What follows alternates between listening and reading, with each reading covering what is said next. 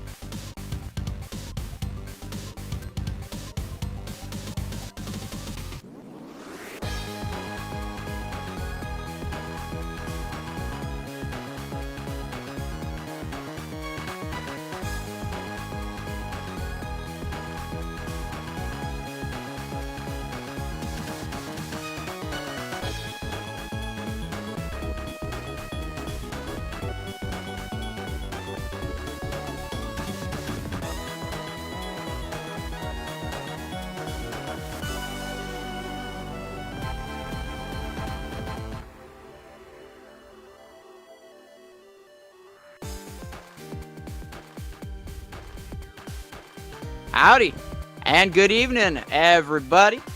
Welcome, Hop On 22. You know me, I'm the rootin' tootin' cowboy Spikefire.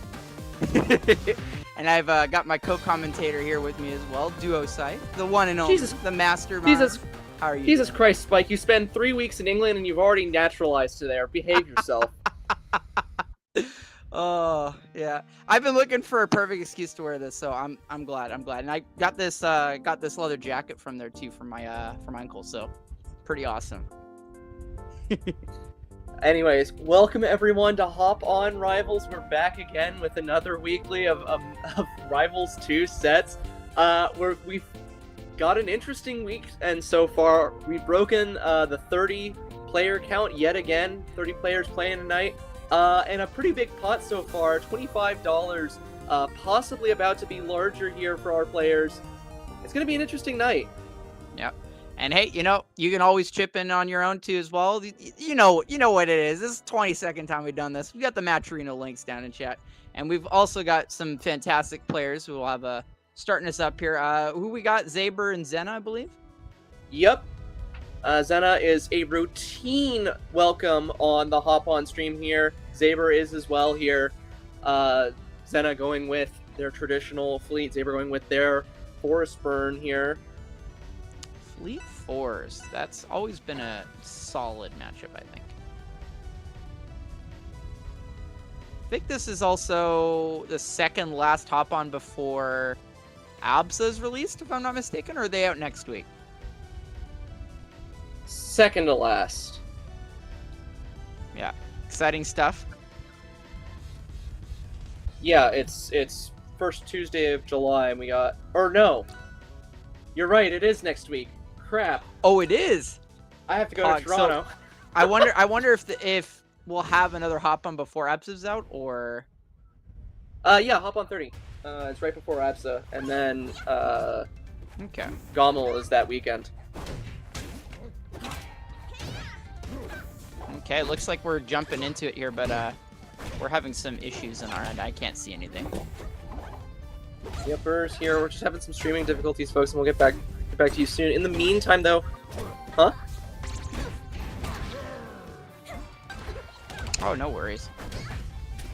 Yeah, just gonna do a little restart here for our we can't see viewing what's going on. It There we go. Seems like it's coming up okay on Twitch, so yeah, there we go. We're chilling.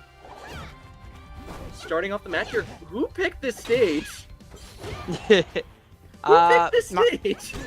I mean, I imagine the Washington experience probably. Oh my god! And they're both okay. It's a Smash 4 match. They started with 2 stocks for all we know here on stream side. Yeah, I know. I imagine Zetter probably is pretty comfortable with this stage, given you know, he's all about taking your stock early, and that's something that he's very confident at doing on this stage. Quite so. Starting off here with a down smash to forward tilt, missing the down air though. Zena in a bad position here, even though Zaber has 81% build. Zetter is the explosive character. Woo! So far, Zena doing what zoners do best, keeping him at a distance right now. Backing off, all Zaber has to do is get right in there. Oh, just barely missing that back air there. Zaber doing what they can to stay alive here. Good tech on that, but down smash hits pretty low and is going to cover that that up B charge there. Yeah, no wall tech, so that's going to do it for Zaber. They're down a stock. Ooh! They got to off this. Oh, the bad DI! Just die. Oh. Unfortunate DI by Zena. That's going to cost them an early stock, even for Zetter fair. Yeah. It's like they had, you know, common scenario where you have the DI swapped. Like you DI in on the combo hit and then DI out on the one that actually kills you. Yeah. Oh no! Okay, definitely. So ooh, they were definitely looking for a shine spike, and honestly, same. Yeah. Oof. Zena, they were looking in the advantage earlier, but now Zaber's got them pushed to the edge. That's the deal with Zetterburn. You gotta take, you gotta give. Oh! Oh! Air dodge is right as they I can't believe the air dodge. The F smash. Getting pushed off. Gets the snipe. Soft spit back air. You got, they made that tech chase earlier where they just timed it right, but now Zena's just got them locked in 119%. Someone die. Oh my goodness. Gets the nair. Still alive. High recovery. Reverse bear Oh, across from stage will do it. The kill from across the stage with the Trevor back air. Unbelievable. Thanks for the practice sesh. All right. Xena with the lead here. But it was a close lead, though. Zaber, was taking a beating, but still managing to barely keep it even. Could see a game 3. And then we're going back to Forest from Zaber's pick.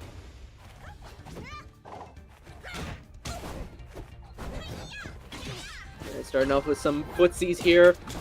Oh, gets the parry, though, and breaks right in to Xena's close quarter space.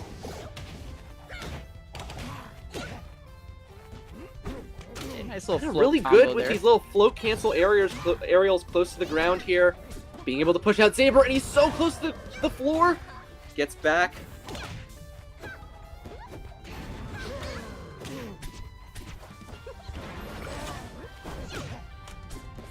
Forward tilt pushing off. That's really low, and with one back air, that's going to finish the stock. And Xena, what's going on?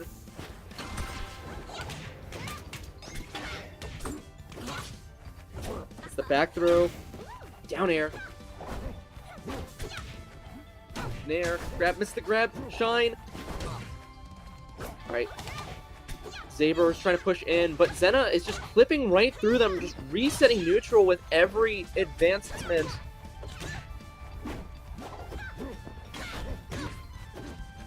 Down tilt. As Xena pushes forward. Gets a down smash. No way to convert. Too high. But gets the parry on the down B and misses the side smash. Forward air.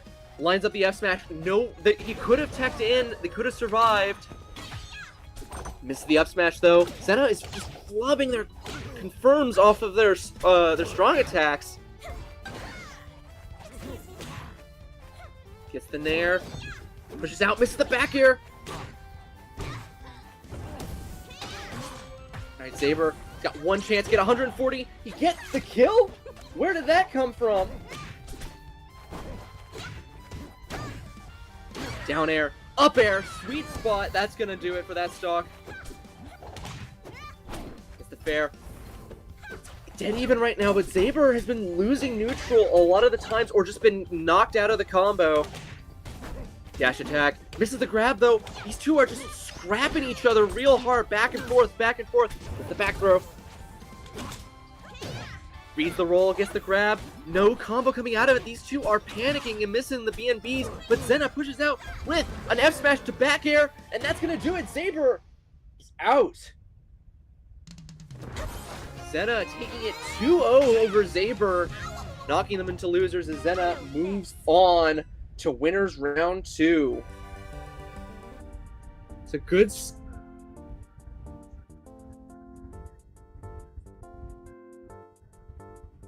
All good. Now that was keeping it close for Zaber, but Xena just eking them out with zoner neutral tools and being able to out-scrap Zaber when it came down to it.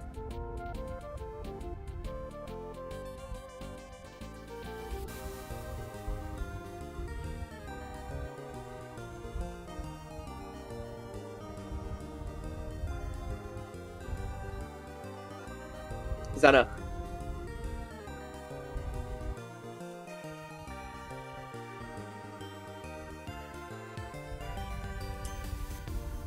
Yeah. Good set though.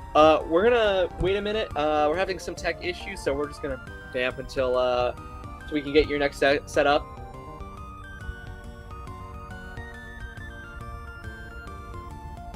But while we're all here together, I would like to say, I would like to shout out Shrug Club, that is Sophilo's sponsor, for donating $25 to the event. It's bringing us up to $50 for tonight. Hot damn! That's a lot of money. Shrug Club wants me to say that they'll be donating this amount of money at the end of every month to Hop On Rivals to increase the pot. So if you're out there, you want the big money and want to win Hop On Rivals and get paid for it, end of the month's your time.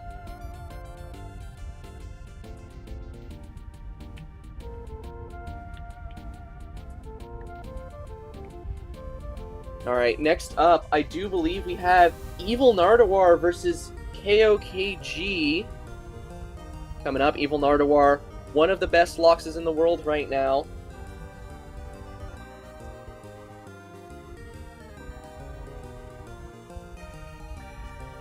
For sure, for sure. Recently has not been competing as much, but still absolutely a hard hitter here. Just gonna update this bracket real quick here. Cool. Okay. I don't know much about KOKG here. Let me look up their history. I just seeded them as well. Yeah, they're an Edelus player from Washington. Wins on Blue Z, Sayworm, probably one of not the best Loxes in British Columbia right now. We have some pretty good Loxes up here. Wins on Raywolf, Zamsire. It's gonna be tough for this for KOKG to get in here, do the job they need, but anything's possible. You know, Edeluses have been routinely on the rise here in Hop on Rivals with both Bullets and Maokitty just climbing up through the ranks, getting unprecedented wins in Hop on Rivals.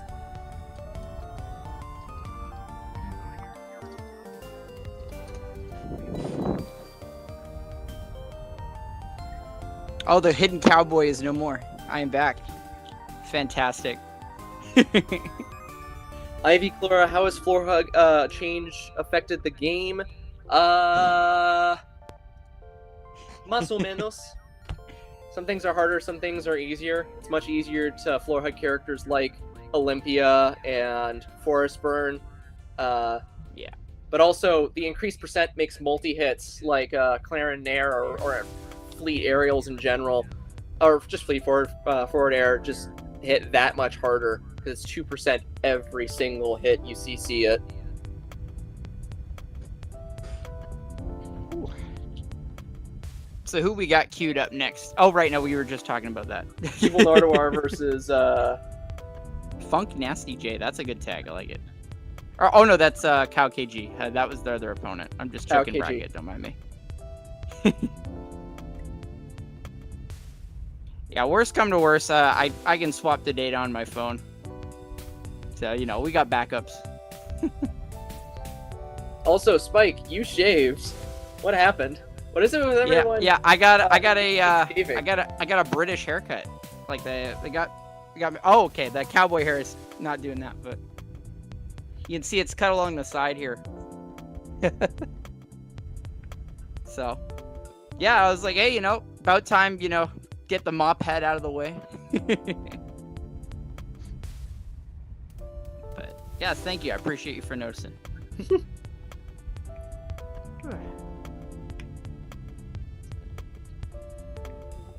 Still playing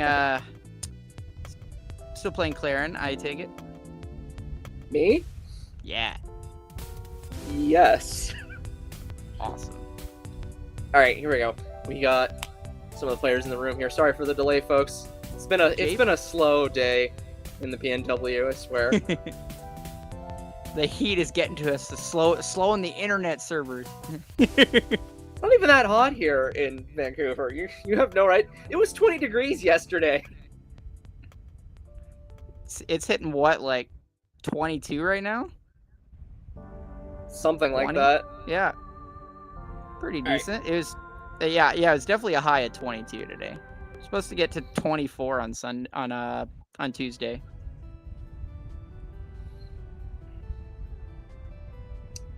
Who the heck is we're gonna JP get Scotty? into it now. Nardawar I'm loving these in-game tags. I think Nardawar actually got 9th at the last hop on he was on, which was 19, I think. Very respectable run then. There were a lot of upsets then at number 19. Yeah, you got 9th, losing to Dominique and one Outcast. Let's go, Outcast.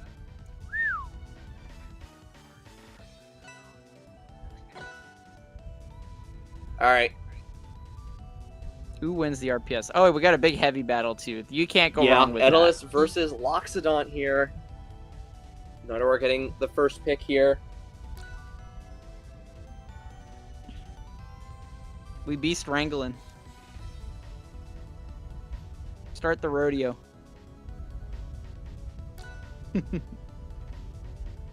See, stage-wise, yeah, those bands make sense. Yeah, Imagine it we're looks probably like, are we gonna see going, no, Godai we're not Delta. going Camo and Jules Vale. No, not this time. All right.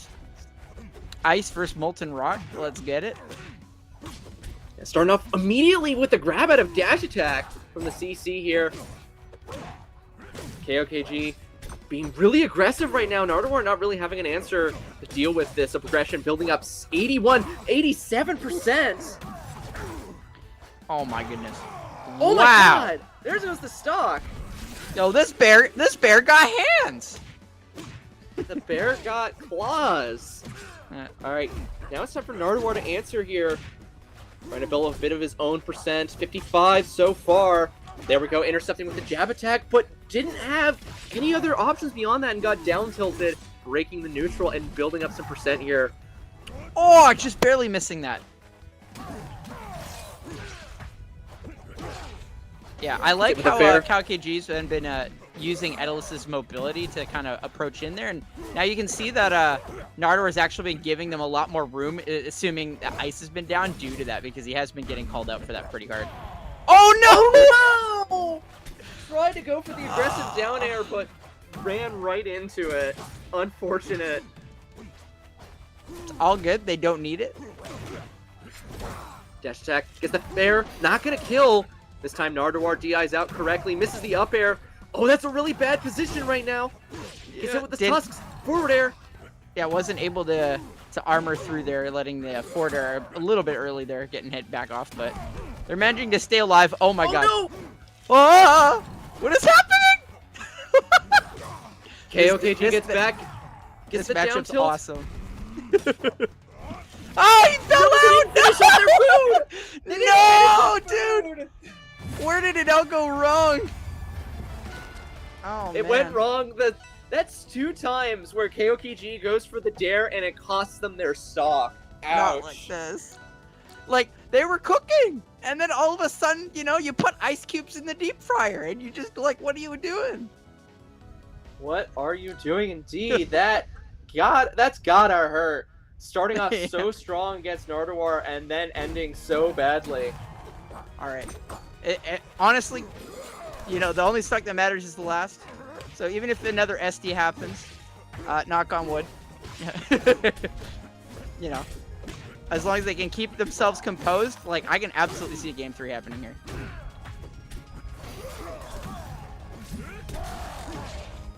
Oh my goodness. Okay. Nard's certainly doing the best they can to make sure that this ends swiftly here, though. Oh, nice down air. Oh, manages down air there. No, please, not again. My heart can only take so much. With an air. Up tilt on shield, but no punish. It's gonna let that back Sly air, though. little back there. Tusks yet again. Getting hit with the meatball, no luck, but hits the up smash to cover the platform, and that's gonna finish off the first stock. Down air, down tilt. Backs off. KOKG really good about just backing off with the ice right there. Gets the up air. I think that's gonna push far enough. No, they had a bit of waft. Yeah, the charges were on deck, allowing them to make it back. 143. KOKG retracing their steps, placing some ice. Gets it with a grab though. Back air, forward air. Gets back on stage, places some ice there. Oh, tries to go with the raw up smash. No luck though.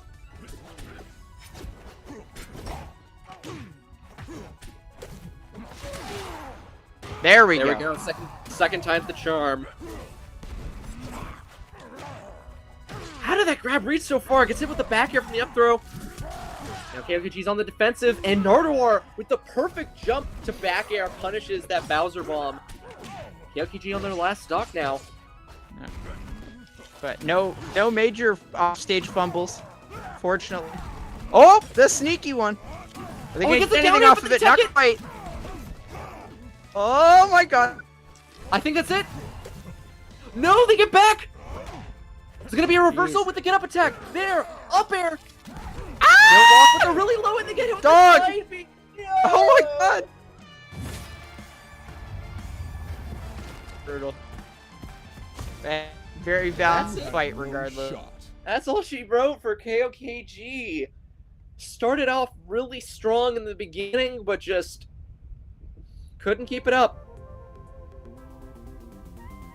Couldn't keep it up. They Outperforming their seed, I will say. Just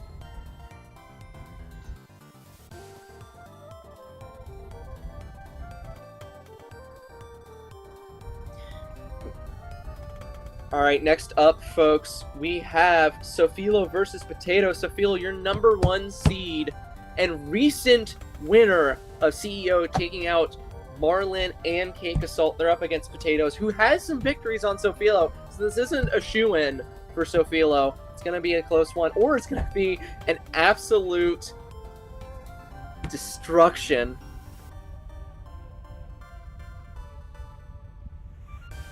Potatoes just recently joining us here at Hop On. He's been finding some success here. Recently, O2ing Kasai, the Washington Maple, one of the better Maples out there to do it in the far north PNW. Obviously, we still got Elkies, who says that she can't make it for a couple weeks.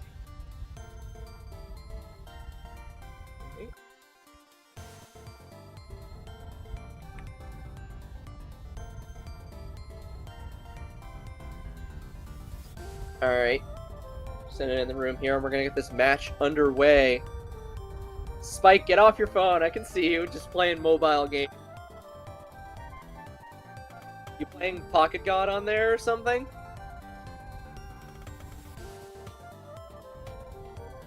Just dated myself by like 10 years.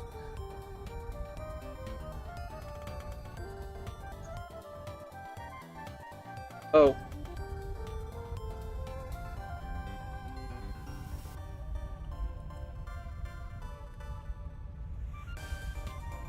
Seems we're having some technical difficulties here with my co-com. Having some internet issues.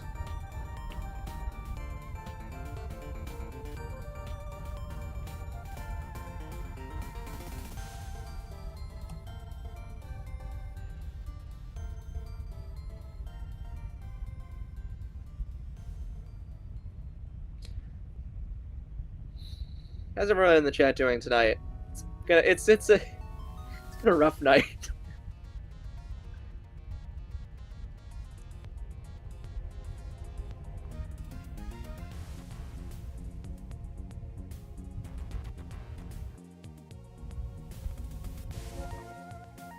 Oh, Spike. Hi, Is it Maya. working again for 5 seconds? Let's find out.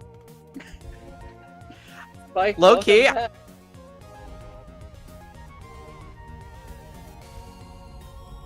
Oh, is he gone again? Just full on, just free cam it off my mobile phone with my data. You know, it'd be funny. Spike, you're the Axel Lowe of commentators. You just pop in and out of the timeline willy-nilly. Yeah. Yeah. Doctor Who? Also, Just hi popping Maya, in you're and out. sleepy, but you're competing at Hop On, which ends at 10:30? Crazy.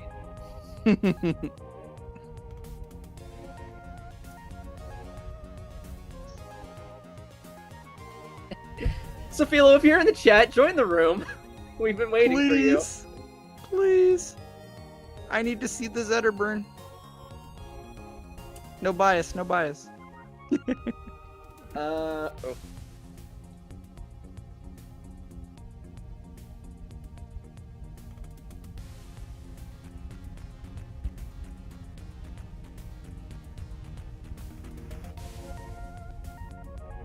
Maya, you like your tasty Glico points? Is that what I'm hearing?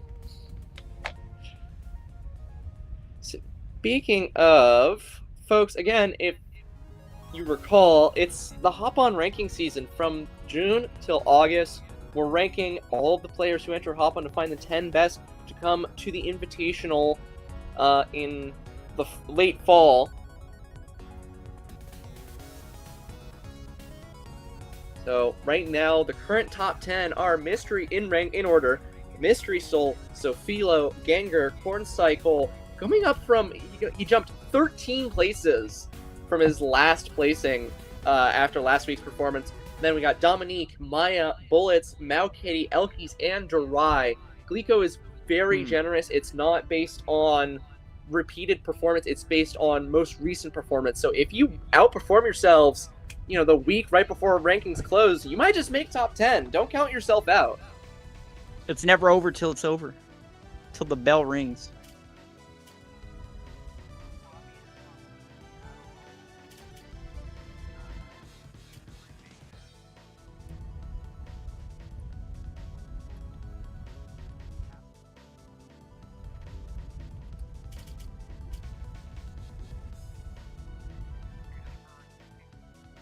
Yeah, just gotta remake the lobby here by the looks of it.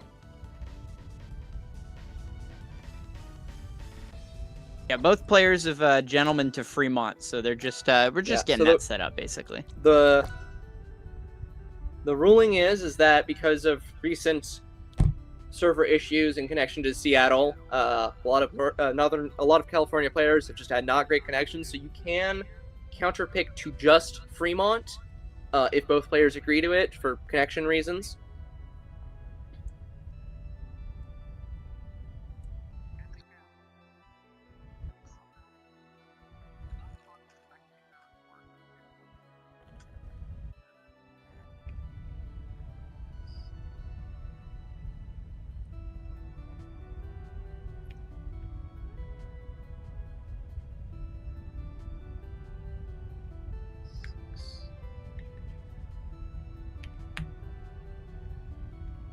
Okay.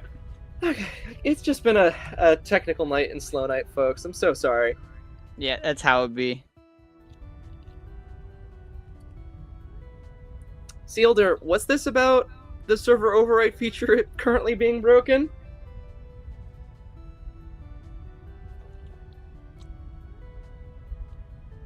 Well, maybe it works this time, fingers crossed. Has been for the last few days, hey, that's crazy. Huh? Oh, I'm just reading more out of the chat, yeah. That's nuts. Everything is held together with duct tape and glue. It's the way we run it here around here. Fuck. Yeah. Out here in the old wild west. Yeah, we got Fremont. Okay, Fremont! We are free!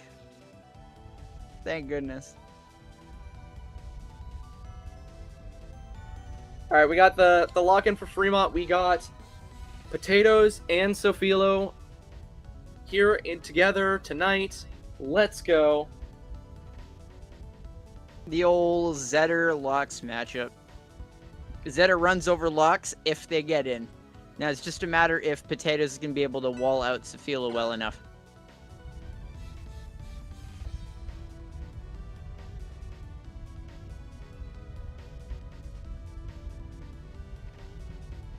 We're gonna RPS. There we go. Yup. It's always between rock and paper, I swear. Maybe it's just me. I don't see any scissors enjoyers, you know?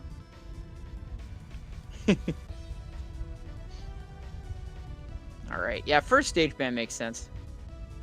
I imagine Potato's gonna probably want more space, but yeah, they kind of gotta pick the lesser two evils there. Actually, they did ban Merchant Port. Interesting. Okay. The old Godai start. Starting on PS2, Godai Delta. Godai Delta. Yeah. What? PS what? Starting off here, quick parry. Potatoes playing a clever neutral here, but Sophilo's in.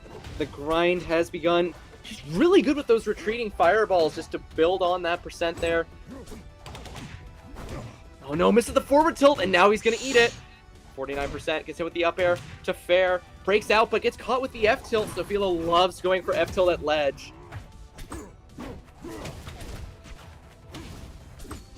Okay. That wave dash at Yup. a shield, and he's dead! That He's just works dead. still. It's over. Yeah. Down throw is still a menace. Very scary to be on fire at those percents for sure. Yeah, but Potatoes knows how to deal with Sofilo. He does have a couple wins under his belt, but let's see if it's the same Sofilo he fought before. Gets the side B, tech chase. Misses the dash attack though, Sofilo just cleanly jumping right out of it. Forward tilt, but gets the tech. Nice CC. Shine, fair. Oh, he's on the verge of losing his second stock already. Oh! Shine combo. What was that? I love it.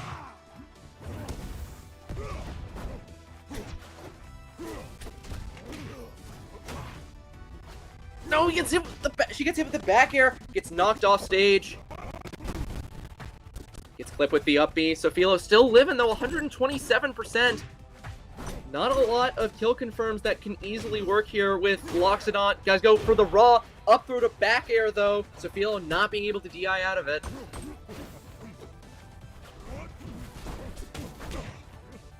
Okay, 138. Still living though. Manages to find a way back on with a ledge special.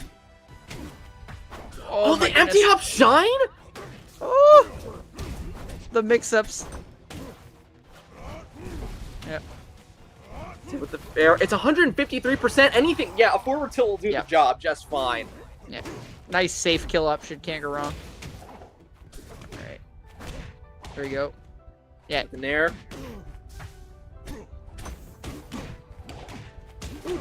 Again, shine up air. Shine up air combo to push away is such an interesting turn. Oh, yeah, they realize their shield is in danger. Good recognition and actually rolling away. It's a game of chicken with Loxodon sometimes on platform. Oh, it really is. Hit with the fair, knocked right off. Avoids the spike, but gets hit with the fair, and that's gonna knock her off on her last stock.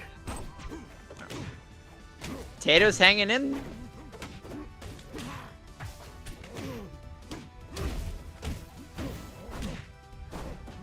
Oh, he is facing down death by eating that fair in the face. So with the dash attack, gets the parry, down smash, but he gets the tech. Amazing wall tech.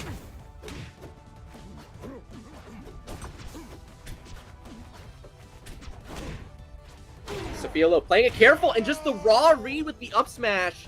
It's gonna do it for Potatoes. Sofilo up 1-0.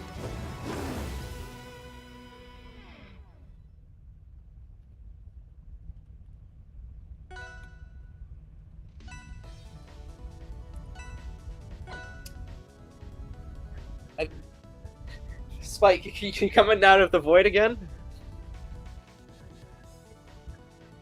Anything good?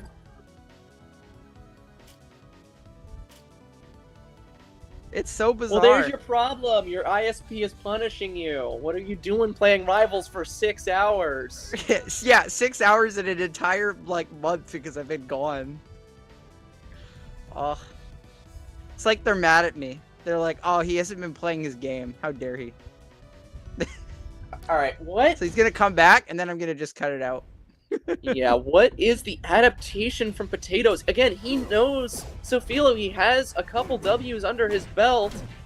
What's the difference gonna be here?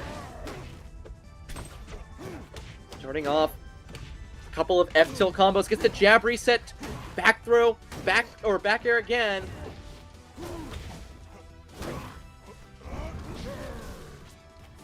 Oh no! Unfortunate a ledge hog there by Potatoes, backing off defensively. They got a good stock ahead of them, and they gotta make it count. They kept it even last game. See if they can break even set-wise.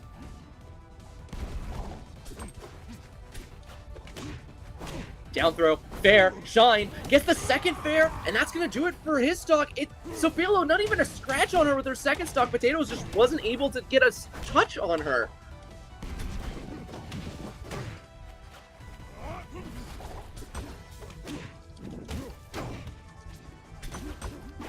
Shine, shine. This is the up air, though. It's the F tilt.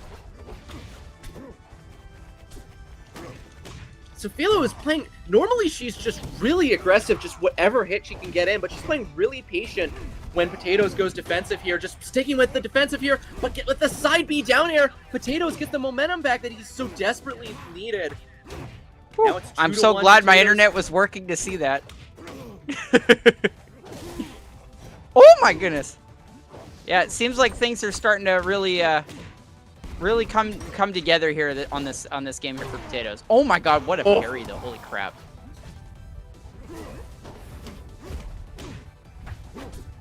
It's back to even, and Sophilo is no stranger from sudden turnarounds in the momentum. No, he goes so low. That was so risky, but he's gonna get punished for it. Nair, Shine. Oh, trying to jump out of shield right as the Shine came out. Oh my goodness. Got in a really tough spot there. Hasn't been able to pretty much like play neutral like at all at this moment. Oh, there it is. How? There's How your is he able neutral. to parry out of that? You can parry out of Gatling? Oh. Shine. No read on the roll there. Nice little safe down tilt, but gets caught in the F tilt. Oh, the air dodge. Oh, gets the side B. Oh, that's real low, but gets caught in the fireball. Oh my god. The double fair, and that does it. Yeah, the four barely missing from Potatoes and allowing Sophilo to find the second one after the fact. It was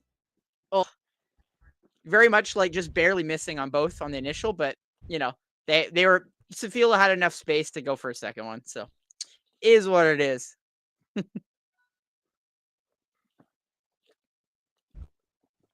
All right. For sure. Definitely added in at the adaptation. And got that and took again with zero Odom. He no touch on Sophilo for a second stock, and he just died. And then managed to get the recovery with that kill, that lucky side B to down air kill on that second stock. And then Sophilo just locked in, and it was over. And that's the story it goes with Hop on Rivals. Capel, all of our bit rights are dying. Our collective ISP has decided to nuke us into infinity.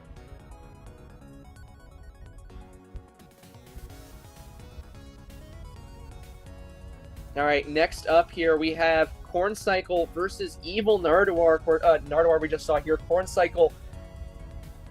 Their star is rising right now. Managing to get second at the last Hop on Rivals after upsetting Mystery Soul. Took it over Mystery Soul. Here it was 2-1 or 2-0, and then went again against Mystery Soul in Grand Finals, and then Mystery Soul just stomped him for 2 straight sets and took the win. But still, their star is rising. As I said before, their rank jumped 13 places just from last week alone. Crazy.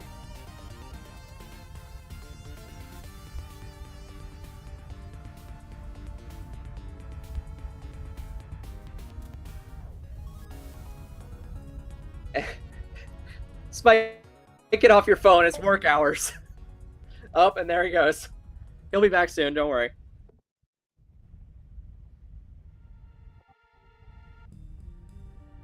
All right, we good, Spike? Yep.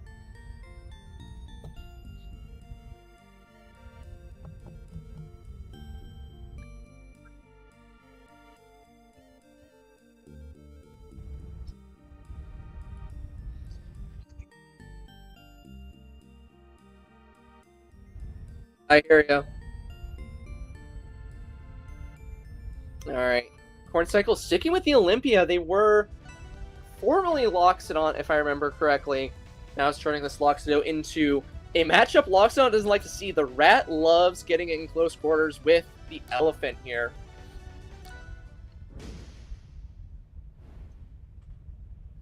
I don't feel very blessed. Alright. Starting off the first set here. Corn Cycle versus Nardoir. Corn Cycle starting off. Oh, god damn it! Excuse me.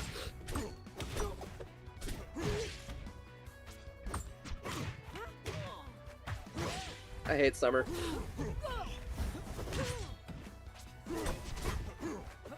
Mine too. Oh, misses the grab!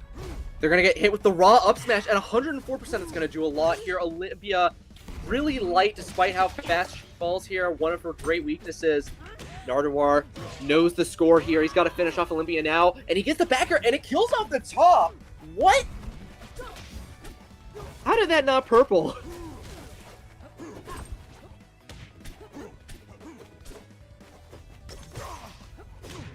Gets the grab. Up air. Up air. Gets the fair.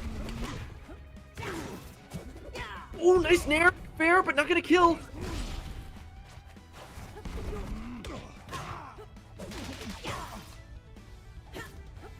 What?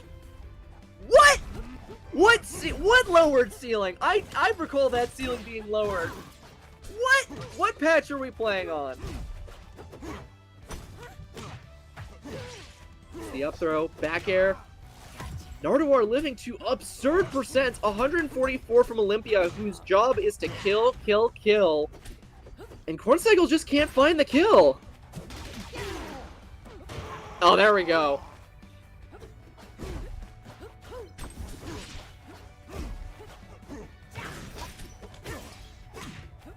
The up throw, up air. Nair to Nair. Trying to go for some Captain Falcon combos here, but gets interrupted by a quick back air to down tilt. And that's it for Corncycle's second stock. On their last legs here. Back air, up tilt.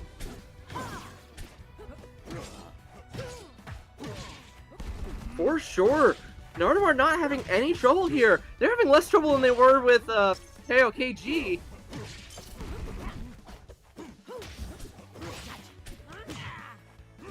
Astounding giving their bracket last time. That's insane. Yeah, you can do some real messed up stuff with Olympia because of her special weight. Like, you can chain grab her as Clarin with up throw if you read the grab up to like 50-60%. It's true. It's crazy.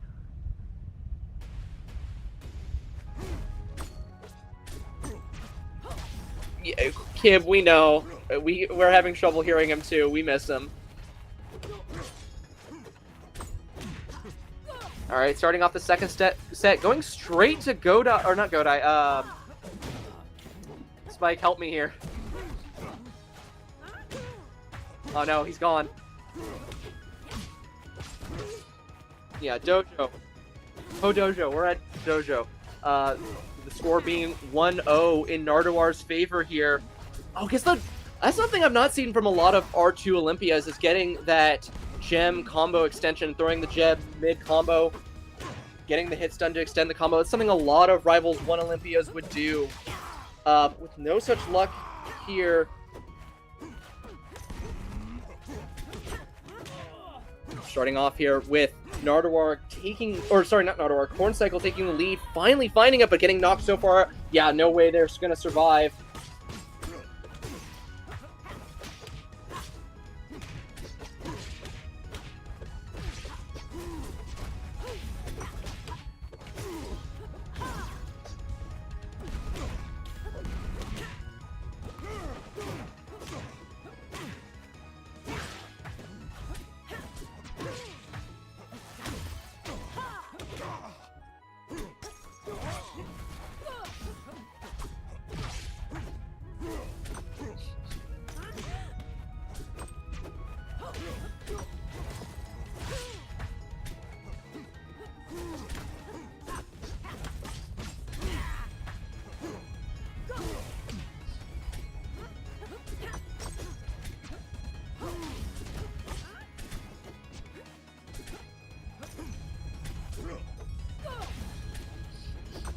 Alright.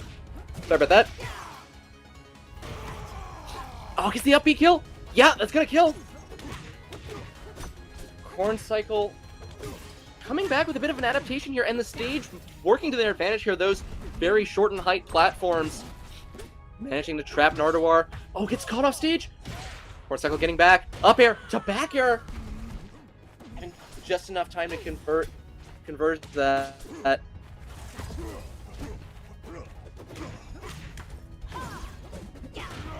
Alright, Corncycle's gotta finish this, get the spike, and they die for it!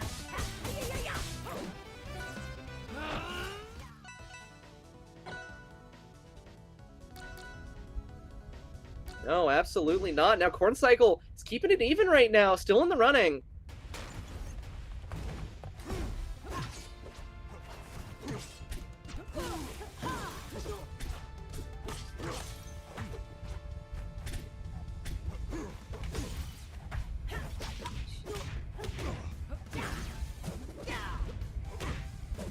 Starting off the second set here. We're already starting off with Nardwar at disadvantage here, being pushed off edge. Gets it with a down air. Down air again. Up throw. Down air. Oh my lord. Getting it with the fair. That dash attack clips so high. It can be such a good anti-air.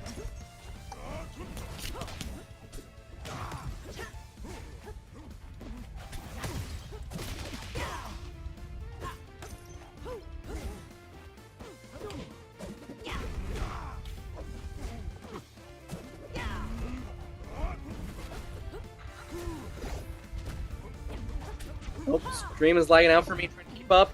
Amazed that Nardwar keeping up at 151% here and not taking the stock for it. Again, Olympia is a killer. And Nardwar not being able to, Corncycle not being able to do it, but just as I say it, managing to get the kill.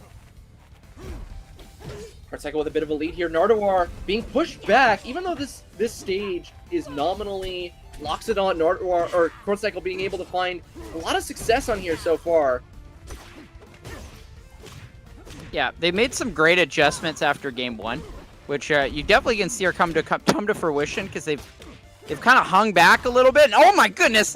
And just waited for key moments to get big combos just like that. Holy crap! That was very clean.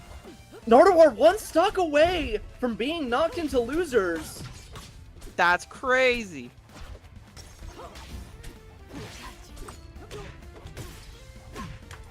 Oh my goodness.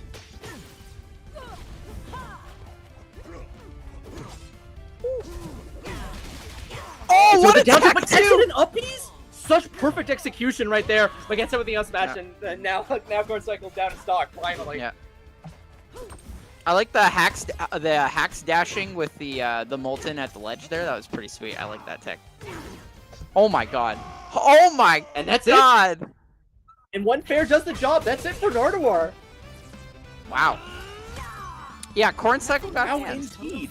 What even is a Corncycle? Let's ask the real questions here. Miserable pile of secrets. I don't know what you want me to say. I guess you could say like their name is the planting and budding of corn here, and certainly they got full ears moving further in winner's bracket. Indeed, indeed. Yeah. All right, next up. What do we got? Next up, I believe, is Kib and Sealder. Second here. Ooh.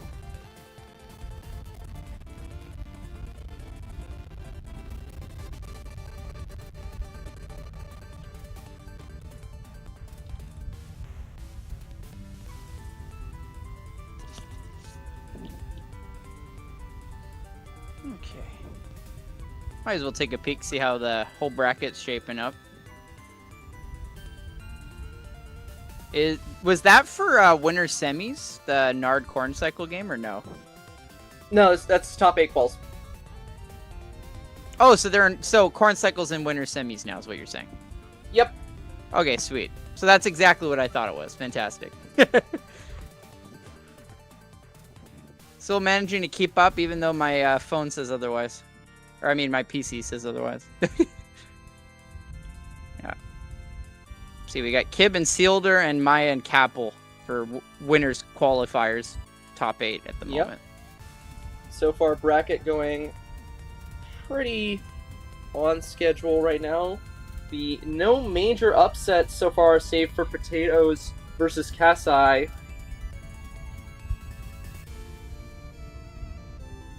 Oh, Corn Dog Lover beat Sayworm. Yep. That must have been a nail biter. Looked like it was a game 3. Yes, it was. Whew.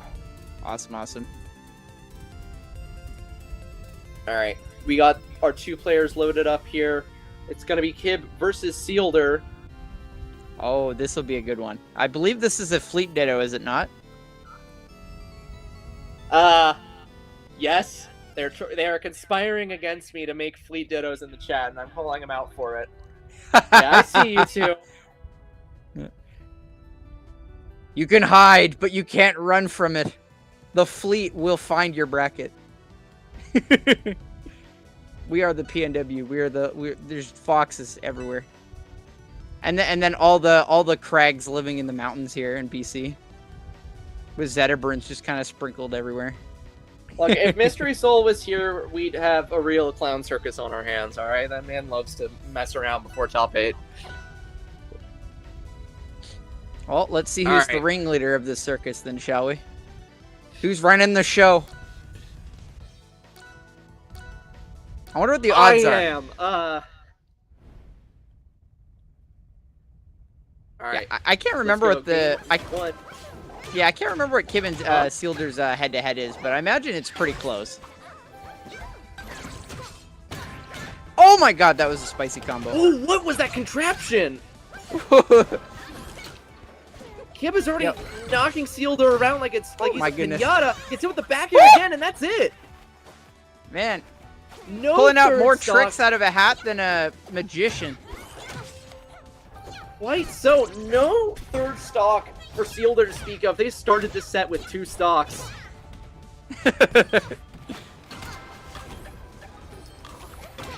Yo, they burned through arrows so quickly. Apple. That's insane. They're like, I don't care. I'm gonna eat an apple in your face. Come and get me. A nice little side B snipe against Kib. Sealder trying to push back, but not much move they can make with the down B. What? It's actually insane how fast they're moving. Oh. These are 2 experienced fleets. PNW has some of the best fleets in the world right now. And these are just some of the finest fleets we got right here. Sealder trying to use the tornado, but Kib managing to break away. However, gets punished by the lovely Kib, who manages to take a stock away. But at 92%, with one good setup, Kib can take it all. It's with the down air techs, not the second tech though. Is it Oh my god. Oh, just barely missing those. Those are not the shots you want to make to miss, but they do still find a back air at the very least. Quite so. Okay.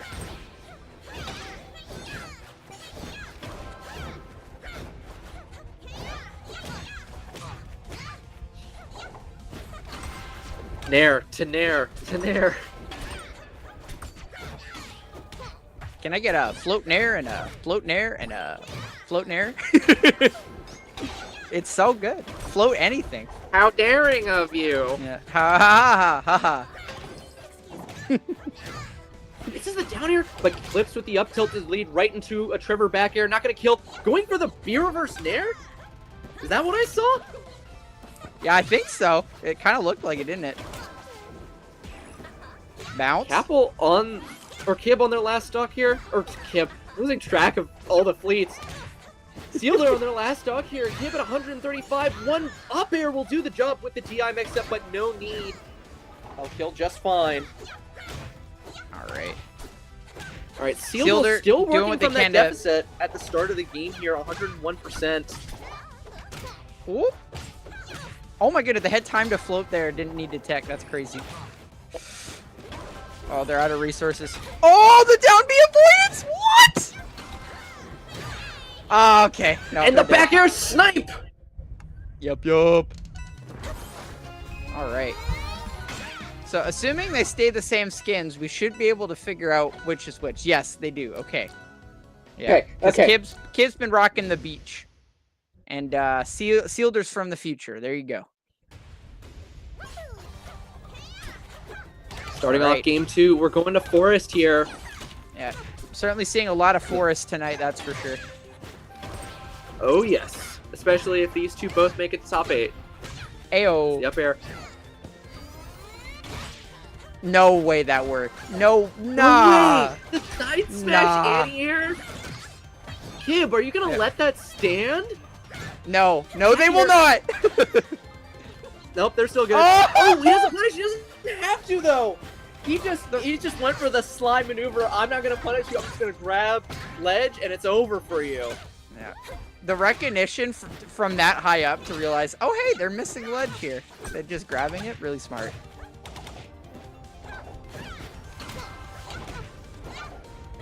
It's the fair. Oh no. Oh, there we go. The air shot. Woo. The special get up to back air. A classic lead up. Missing the dare though. Oh, sealed her! No! Okay. He's back. Oh my goodness. Big. That is sour though. It isn't gonna kill. Oh. Down air.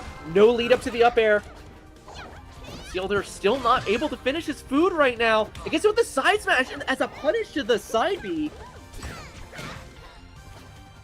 Oh, it's looking tough here. But they do find a sneaky nair. Sneaky nair from the ledge. Oh, spooky air dodge down, manages to make it up. Now holding center. Almost getting the ledge hard too. Yeah. Up air. Trade is not what you want to have happening when you're at a high percent. Yeah. Tough scenario. They had to pick either ledge or on stage there. Unfortunately, gets wrong there. Yeah, the flow cancel back air, which is just like, don't bother with the smash attacks. Just go for the back air and that'll kill. That really says something about Fleet's toolkit.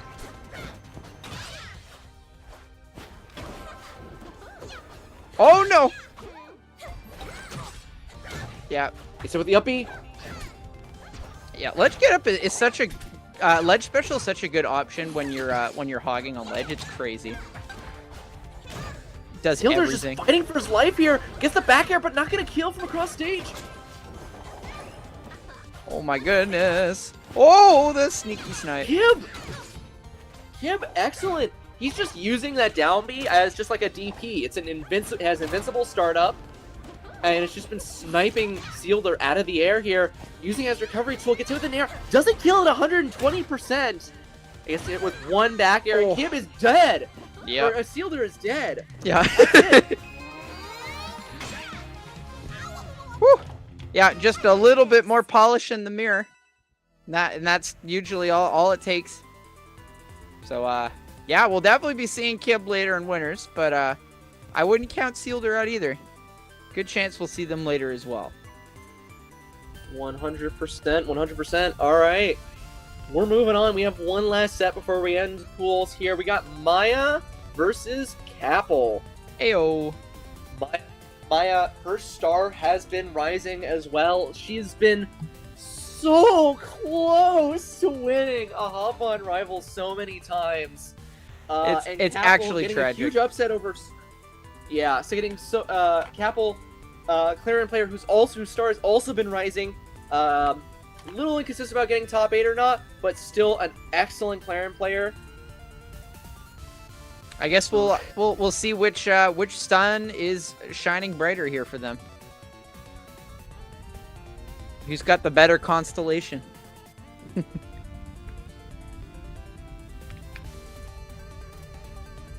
Yeah, Clarion. That is. Clarion Arcane is a pretty interesting matchup too, as well, because like one's really good at the ledge trap game, and then like sometimes Arcane just kind of ignores that and just gets on stage because of their puddle, and depending on the stage of this, it's pretty wacky.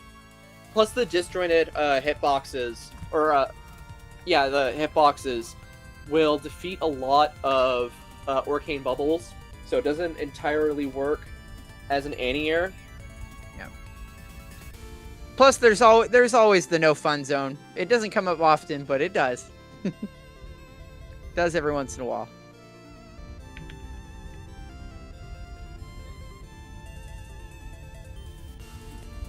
I feel like these two have fought like a decent bit as well. Yeah, they fought many times over the years. Like I can pull up their exact set record. Yeah, just a little. Just a little. The year.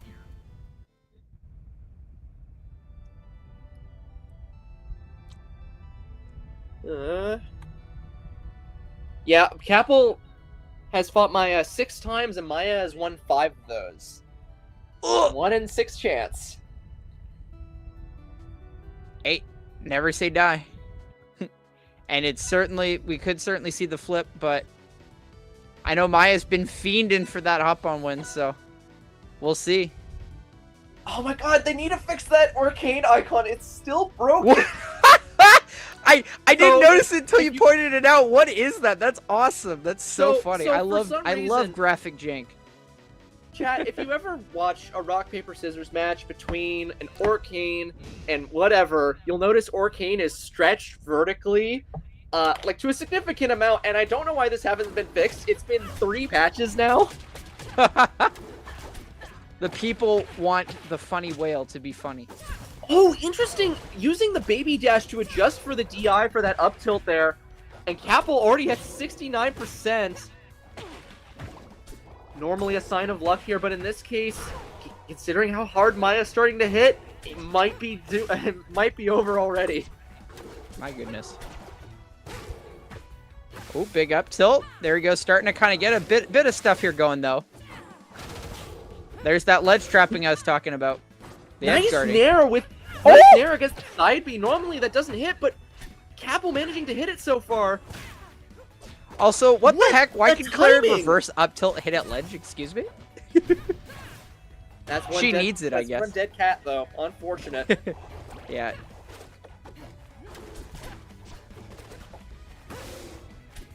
It's a down tilt. I like the little, I don't know the exact term, but the shield slide there to sneak into ledge. And in case Maya wanted to try anything aggressive. Down air. Oh, but Maya managing to escape back to ledge. She living with the sour spot F smash, not killing. I feel that in my soul. Gets hit with the tipper nair. Not. Oh, that's gonna be really close. She's gonna have to get the B reverse. No, just going straight for the side B instead of going for bubble butt. Gets the grab to roar back here. I think that might kill. Oh, no! Just barely. They were definitely looking for the ledge there, or maybe not, but it's fine. They found the back air anyways. Yeah, and of course it doesn't. The only reason why that sour spot S smash killed is because Maya DI'd down at 150%. That's crazy. Unbelievable. Guess the parry. No combo to start with though.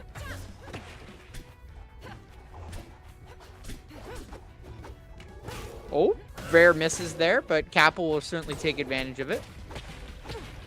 Maya's so good at converting off the weak hit of her aerials into down tilts. Gets the nair, and I think no, Capel gets the hit.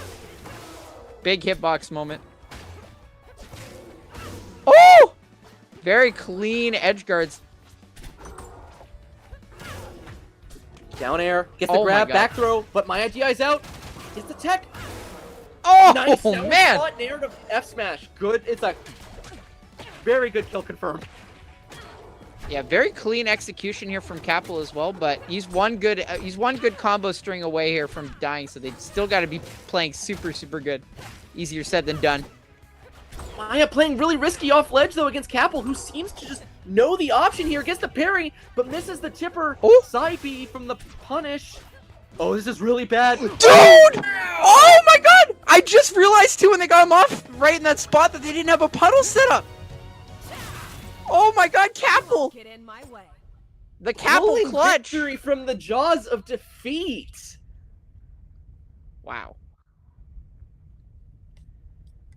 Yeah, Capel just getting really lucky. Maya was pushing her luck off stage a lot of those times, and Capel seems to know the timing, the exact timing of all of Orcane's options off stage. He's been abusing the side B timings, hitting Maya right before her hitbox comes out, and just completely nullifying any offstage advantage Maya has right now. Here we go. Don't mind me, I was just messing about with my hat. I was All like, good. Can I just flip it into my head? Yes. First try, definitely. Alright, game number 2. Maya has 2 games to bring it back here. She was doing pretty well that first game, but Capel seems to have luck on his side, and Maya, and also knowledge. Maya's just been overextending and getting absolutely punished for it in a way that no player really has. Yeah, very interesting stuff. Okay. Forward They are throw holding already our being pushed merchant off. port though, so we'll see if Capital is able to keep the clutches coming. Gets up Okay, the nair. nice. Nice grab. Oh my Oh, goodness. the parry! I don't think Capel saw it coming. It was just poor timing by Maya's part, and she's gonna get hit a lot of percentage for that. She's doing what she can to swing in there, but currently Capel is just kind of holding it down. Oh my goodness. Completely controlling every zone here. Oh, what a with the bubble butt. Bubble butt. The special get up, but it's gonna get punished with the down smash that doesn't kill. The F smash. The big fire hydrant gusher gonna just blast him away.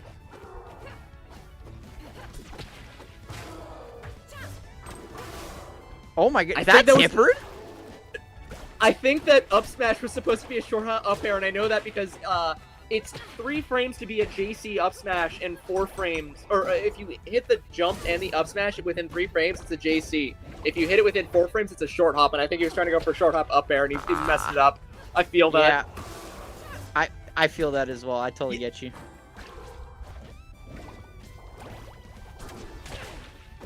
Oh my god. Yeah, just need to find one good sweet spot tilt anything. It's the up tilt. Oh, misses the up air. That was the kill he needed. Right. What?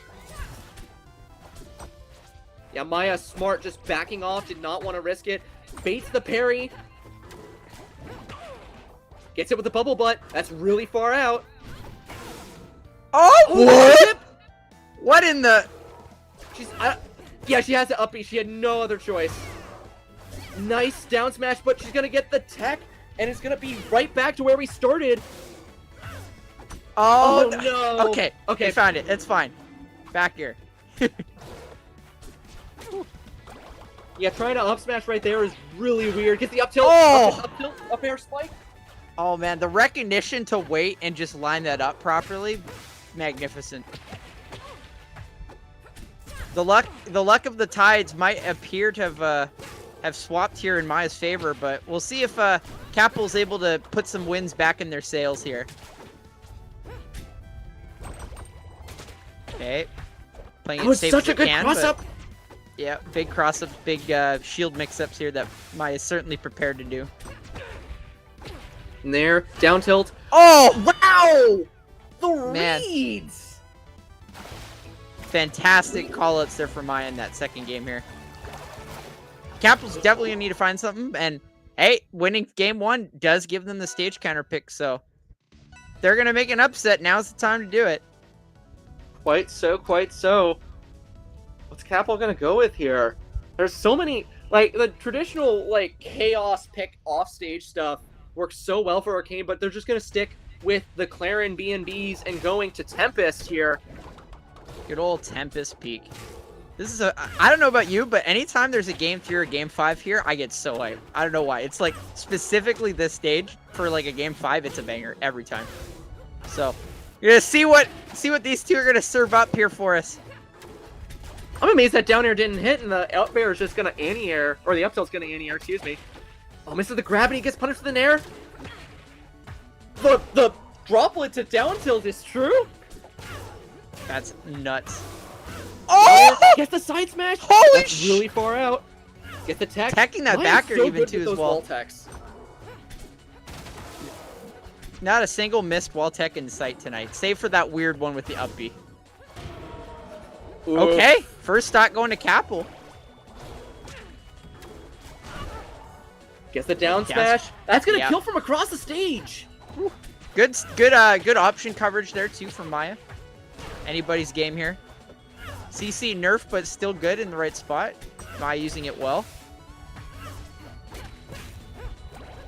The Arcane down tilt loses? What? That never happens in this matchup.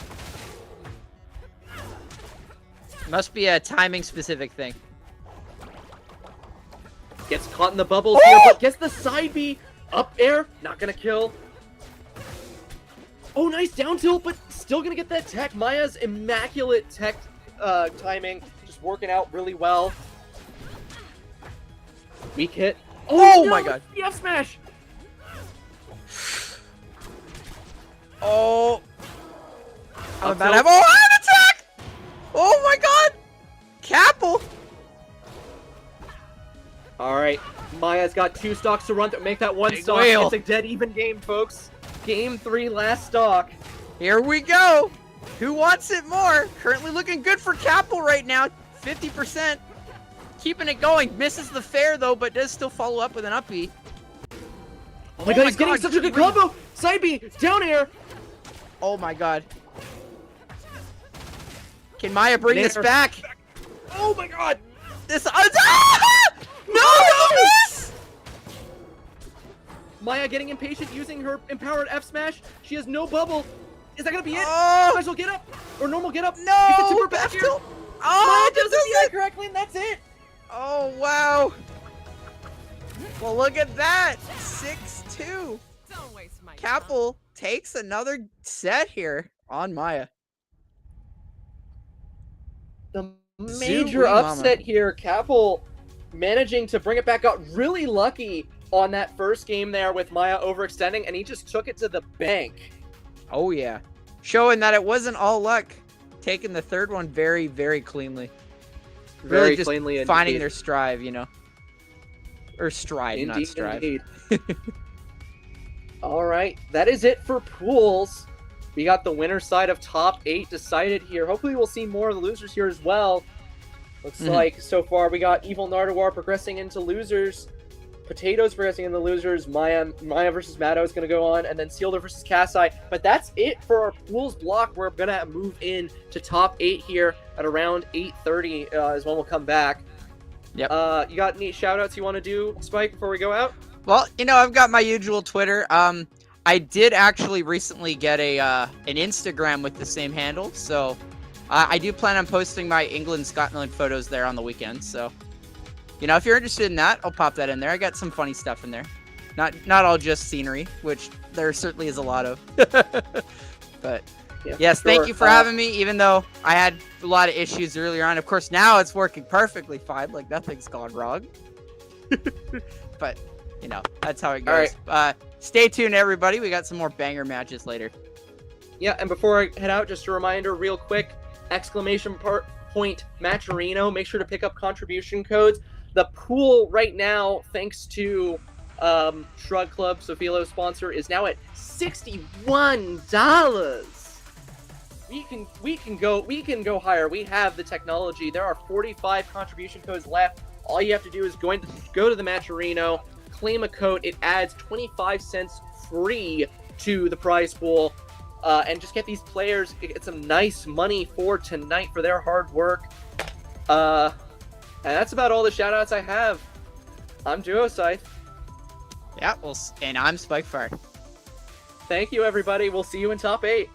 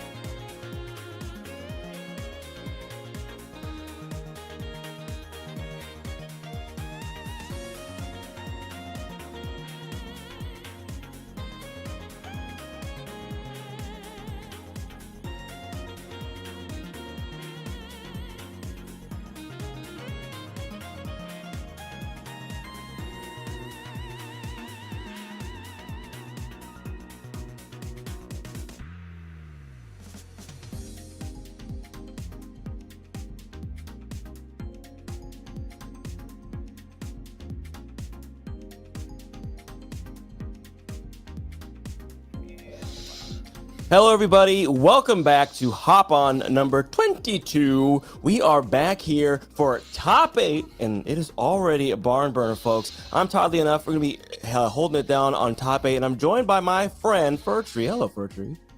Hey, it me, the Douglas Fir Tree. How you doing, dog? You standing tall, weathering the weather? Oh yeah, it's today is actually the first hot day in a while. It got up to like 78 or something, where the last week has been kind of temperate up here in the Northwest. I love all of us in the Northwest are like, man, 82. Oh, it's hot. And Right? Everyone Oh on the my East God. Coast right now, it's like it's 104, and people are like, They're I'm like, melting. I would kill for 82. Like... Yeah. But it just reminds us all that our interpretations are relative. But speaking of relative, we've got a banger coming up. It's gonna be Sophilo versus Corn Cycle. Isn't You're like literally like grands like Right. last week. These are crazy hitters. Not last week. Sophilo was not. Sophie was gone. Yeah. Yeah, Sophilo was basking in being one of the few people amongst all of like Rivals history to count themselves a major winner. It's honestly so crazy. Like that run, I don't know. I'm sure by now everyone's already watched Pretty much the CEO run, but that was for the was most some part, stuff. pretty much just Sophie and Cake, right? Like What? Oh, like who was popping off? yeah, that has won a major. Has Soul won one yet? No, Soul has not won one. Only by probably just because he can't travel. He would. True. Yeah, Always gives Cake a sure run for his if we money could whenever he get. plays. Yeah, we got to get Soul to hop on when we have a fat match arena. Which, speaking of right now, exclamation point match arena in the chat. It's kind of going right now. The Numby is climbing higher than it often does. But even if you don't have any money to add in, you can always check out that website. You just sign in real quick, claim a code, 25 cents goes to our top 3, and it adds up. Once all those codes are claimed, that's a free $12.50. Might as well give some folks a little bit of cash. It is a free tournament after all. But we have not seen a major win from Soul yet. But I bet you one's in the pipe. Who knows? He could win. He could win Evo. It's very possible. Yeah, it's for very sure. possible. Looks like we have a very slight delay just due to having to remake for Fremont, but we will be getting into this set very soon. Who do you have as a favorite? Do you have a favorite here? So you really can't bet against Sophilo. Even when Mystery Soul is here, sometimes you're like, I feel like she can do it. And so far, she hasn't taken a full hop on from Soul yet, but she has taken sets. And so outside of Soul being here, you got to say it's Sophilo. Corn Cycle, of course, last week also took a set off of Soul, which was a big deal. I know there's a lot of conversation, especially post the new patch, about floor hugging and how that's affecting Olympia. We're seeing some excellent results out of Corn Cycle, so I wouldn't be surprised if Corn Cycle plays really hard into Sophilo, who is playing a slightly nerfed character, though I have heard apparently she is unbothered by the changes. So I'm ashamed to say I'm not as well versed. I'm not as well versed in the most recent patch. I'm ashamed to say, even though I've been playing it a lot. You just jumped straight in, and you're like, man, yep, floor hugging 100%. doesn't work as well anymore. I literally, I'm actually right now on my highest win streak I've ever been on. I think it's like 7 right now. Okay, Furtree. I'm gonna have to get you in. That would get you in a top 8 on Hop On. I think with the right set of matches, I could maybe make a top 8. There's not a snowball's chance in hell I'd ever make top 4. Okay, well, top 4, here we go. Corn Cycle versus Sophilo. We struck to Godai, recently patched. If you haven't read the notes, the ceiling's a little bit lower. That volcano gonna splat you just a little bit earlier if you're heading up to the top of the map. But we're getting underway, and it's a slap fight. Low percent Rivals 2 has turned into a lot of 1s and 2s. Yeah, especially with these two characters specifically. Like, Zetter's kind of always been that way to some degree, and Olympia is just the queen of, I'm going to throw out 75 small hitboxes in 3 seconds. It's true. She do be swinging them feet and tootsie and hands rather. But right now, going about even. So Philo a little bit under the percent par there. Oh, he popped up. The field goes off, and Affair is going to seal the deal. Corncycle taking the first stock. I actually can't believe that confirmed there. Like, that actually finished into a kill. Yeah, high percents gem field is you do not want to get crystallized. If those gems are popping out of your freaking skin, you're having a bad time if you're in triple digits. It's not where you want to be. Corncycle does not grab ledge, opts to punish, assumes that she's going to overshoot, which she does. Get some percent off of it. It's still climbing. Wow. Wow. What good awareness on that up special out of the shine. Yeah. Like, it actually didn't do enough hit stun, even at like 120, to prevent Corncycle from just hitting that instant up special. Wow. That reversed it. Dude, that was the lowest F tilt you ever did see. on F tilt. You got brushed by them nails. My guy got those nails done. It's a little bit extra pokey, a little bit extra spiky on the ends, just to make sure. Hasn't had a trim in a while. My gosh, that was ridiculous. Someone said that to Trevor. That being said, Corncycle's still up, basically a full stock here. So Philo's turn to swing though. Percent's climbing, knocked off stage a little bit. We eating some resources, drops down and comes back. Happened again. Corncycle, man. Corncycle's got the recovery on lock, but not the stock. Sophie, oh my god, this stock absolutely shredded. Yeah, she's coming back. She's like, oh quickly, gosh, the rat. She just had to turn up the engine a little bit more. Too. Yeah, just some more RPMs to match the rat speed, you know? All right, a little bit of a tech chase, flops down to the floor, pops back to the platform. Gets nothing. So Philo with the up throw popped into the air. Ooh, yo, we got the DI on deck. DI's out. Okay, Corncycle, you're playing for your life here. Not enough. I like the kill shine. moves yet. There it is, the pop up. Corncycle's turn to jam. Yo, gets committed to the gem. I love that. Yep, gem committed pop. to the gem and missed it. Yep, so Philo was ready for the punish, took the stock and takes the first game. Now, of course, this is definitely winners. A little too gung-ho on that crystal break. Just a little bit. Winners semis, though, so it is going to be best of 5. But yeah, that's going to be a thing. I mean, it happens to Oli all the time, you know, especially if you're expecting that, as I think Corncycle was trying to use the gem as a tech chase on the platform, and it didn't catch, right? So maybe he had already buffered, you know, the gem pop. Like, I don't know. I think but either one of two things happened. Either they thought that the gem was a little bit closer to plat than it was, or they thought that he wasn't going to be able to attack on the platform as easily as he was able to, or she was able to in this case. Regardless, we find ourselves on to game 2. Sophie up 1, just barely, the closest game 1 I've seen in a bit. Back to just absolutely scrapping. Yeah, we are on the place to do it. Of course, rock wall. I It's kind of definitely hate this stage as a Zetter. Oh, really? I don't know if any Zetters feel the same. That's fair. I mean, neutered though it might be in some regard, it is still very strong. You know, these F tilts, but Sophie always an incredible, impeccable wall techer. Corncycle down at the bottom of the bucket, fishing for a dead lion, but doesn't get it. Look at all those techs. That was like 4 extremely well-timed wall techs in a row.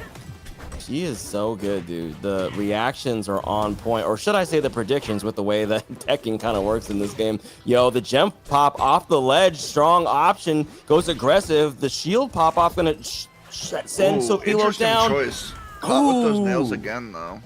Sophilo says, I got those wall techs, how about you? And Korn misses the opportunity to stay alive. Pop up with the, at that percent, anything. Yeah, any little really tough to escape that. Yeah, the rat legs will get you. All right, we on that grab life. Low percents. A little bit of percent here and there. And Zetter does have a huge advantage in that. Every time you're lit on fire, that's a free 5. Could be even more if the combo keeps going. So it's rough having to scrap at low percents, you know, even with the new floor hugging changes. That early percent game is scary. Yeah, All right. absolutely. And you'll find, I think the floor hugging matters a little bit less with these characters specifically too, because they just love juggling.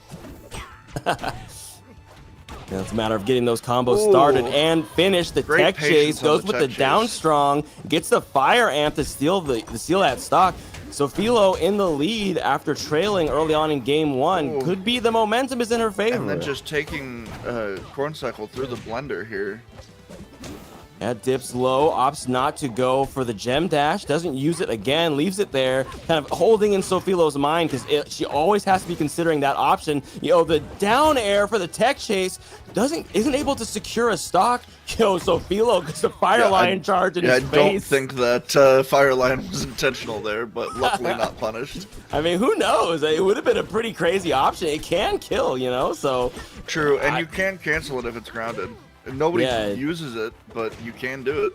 It is possible. The tech chase situation, the down tilt to the the shimmer kick's gonna seal that stock, but Corn Cycle very much in death percent. This is not, and especially with those floor hug changes, very easy to stay alive and get that amplified but up the strong. bread and butter seal the deal.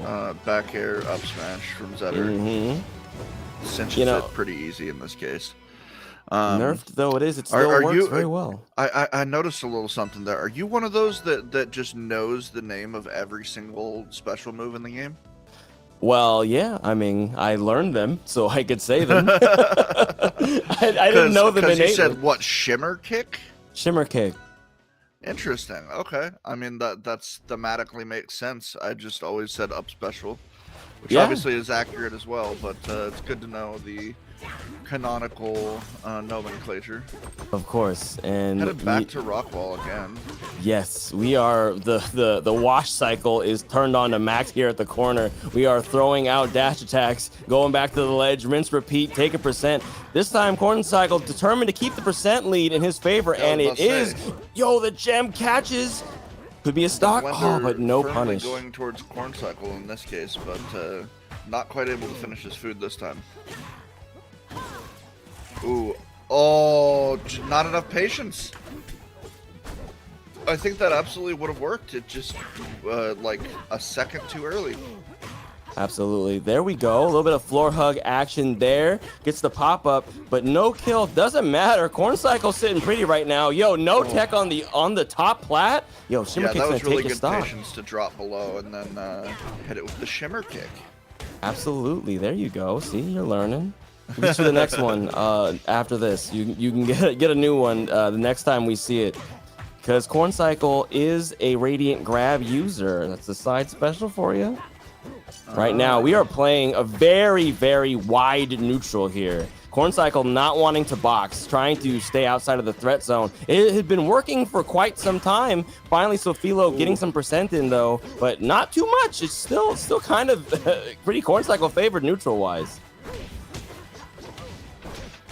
There we go. Wow, these jabs.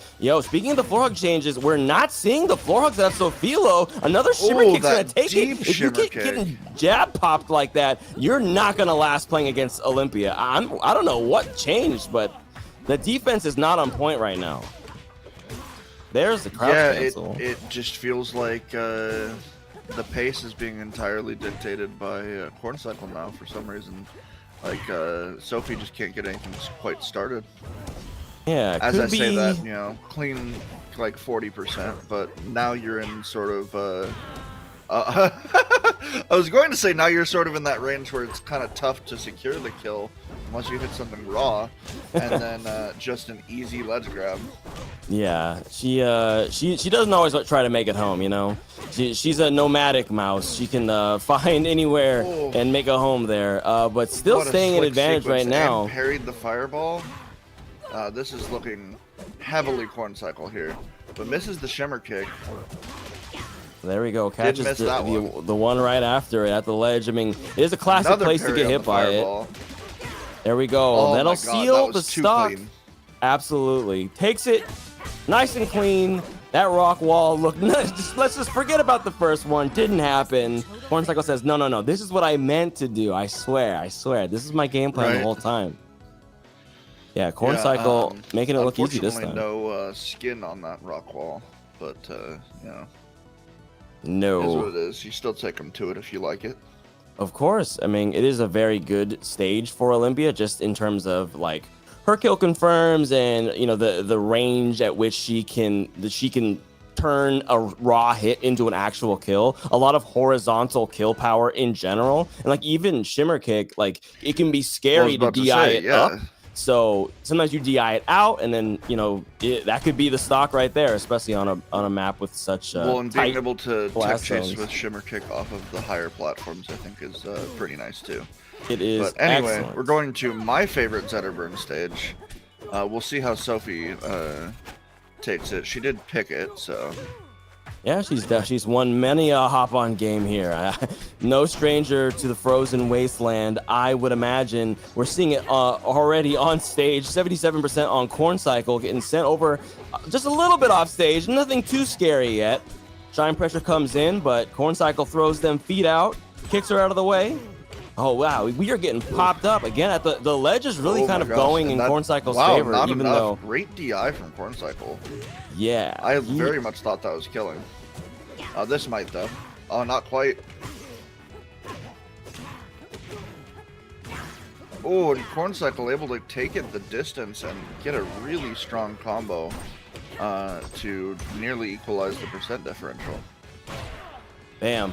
Tech chase up strong. Zetter special. Yep, clean up strong off the platform, more than enough to cinch that first stock. And the Shimmer Kick, true, just barely not enough. But the raw fair will absolutely catch. The big fist from downtown takes the stock. We love to see it. Shine Pressure coming through.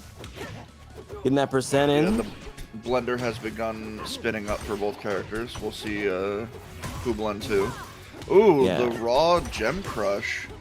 Didn't quite get a lot out of it, but, that's intimidation, I guess. Oh, okay. Wow, the spacing was perfect. I should have trusted Sophilo. I really thought that they dipped a little too low with that down B cancel. Yeah, there you have it. But there we got these down tilt tech chase situations. That's going to be an easy Shimmer Kick KO. Absolutely. Corn Cycle ready to do that, but I don't know if he's ready to deal with this recovery. What? The gem We're dash, spending though. all those resources? Whoa. My God, dude. Corn Cycle, I wasn't sure if he was ready, but he freaking was. He was so ready for that. Man, so Fila just sat there, too. Really, really strong stuff out of Corn Cycle. I mean, look, if you're going to play the rat, you're going to have all of that stuff on deck. Like, it's not enough to kind of do it sometimes. You have to do it all the time. Speaking of, there is the reason really why. Need to figure out the rat movement. And in fact, that's the one thing I feel like I haven't quite seen from Corn Cycle that I see from a lot of other high-level Olympias, is the liberal use of that down special. For movement tech. Not to say that Corn Cycle doesn't still have some of the best movement you've ever seen out of an Olympia, but I feel like you don't see that movement used as often.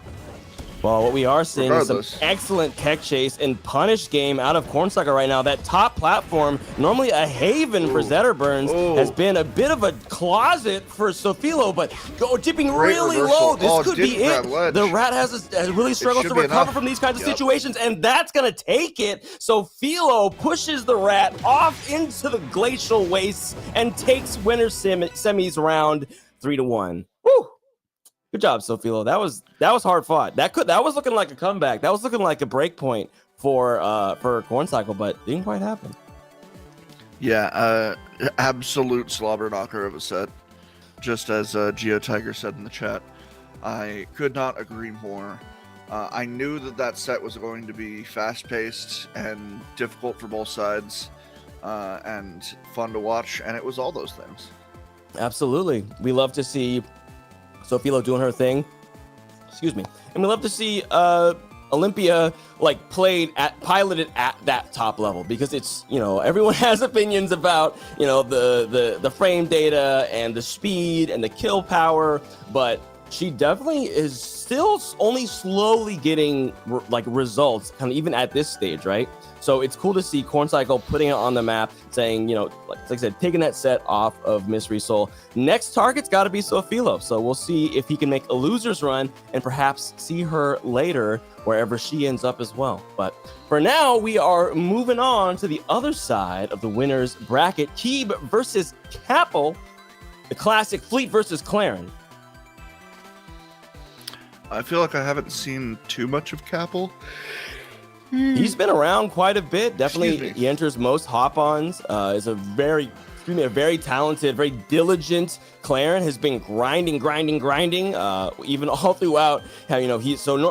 When I first had met him, he was in the Washington region, but he goes to university down in Oregon. So we hadn't seen him for a while. And all the while, he's been in the hyperbolic time chamber. My guy is leveling the heck up. So we saw, the upset. And it is an upset technically over Maya. So, Cap really earning his spot. This is, I think, his first time entering top 8 from the winner's side. So huge moment for him. And people say, Soul says that this matchup is now even.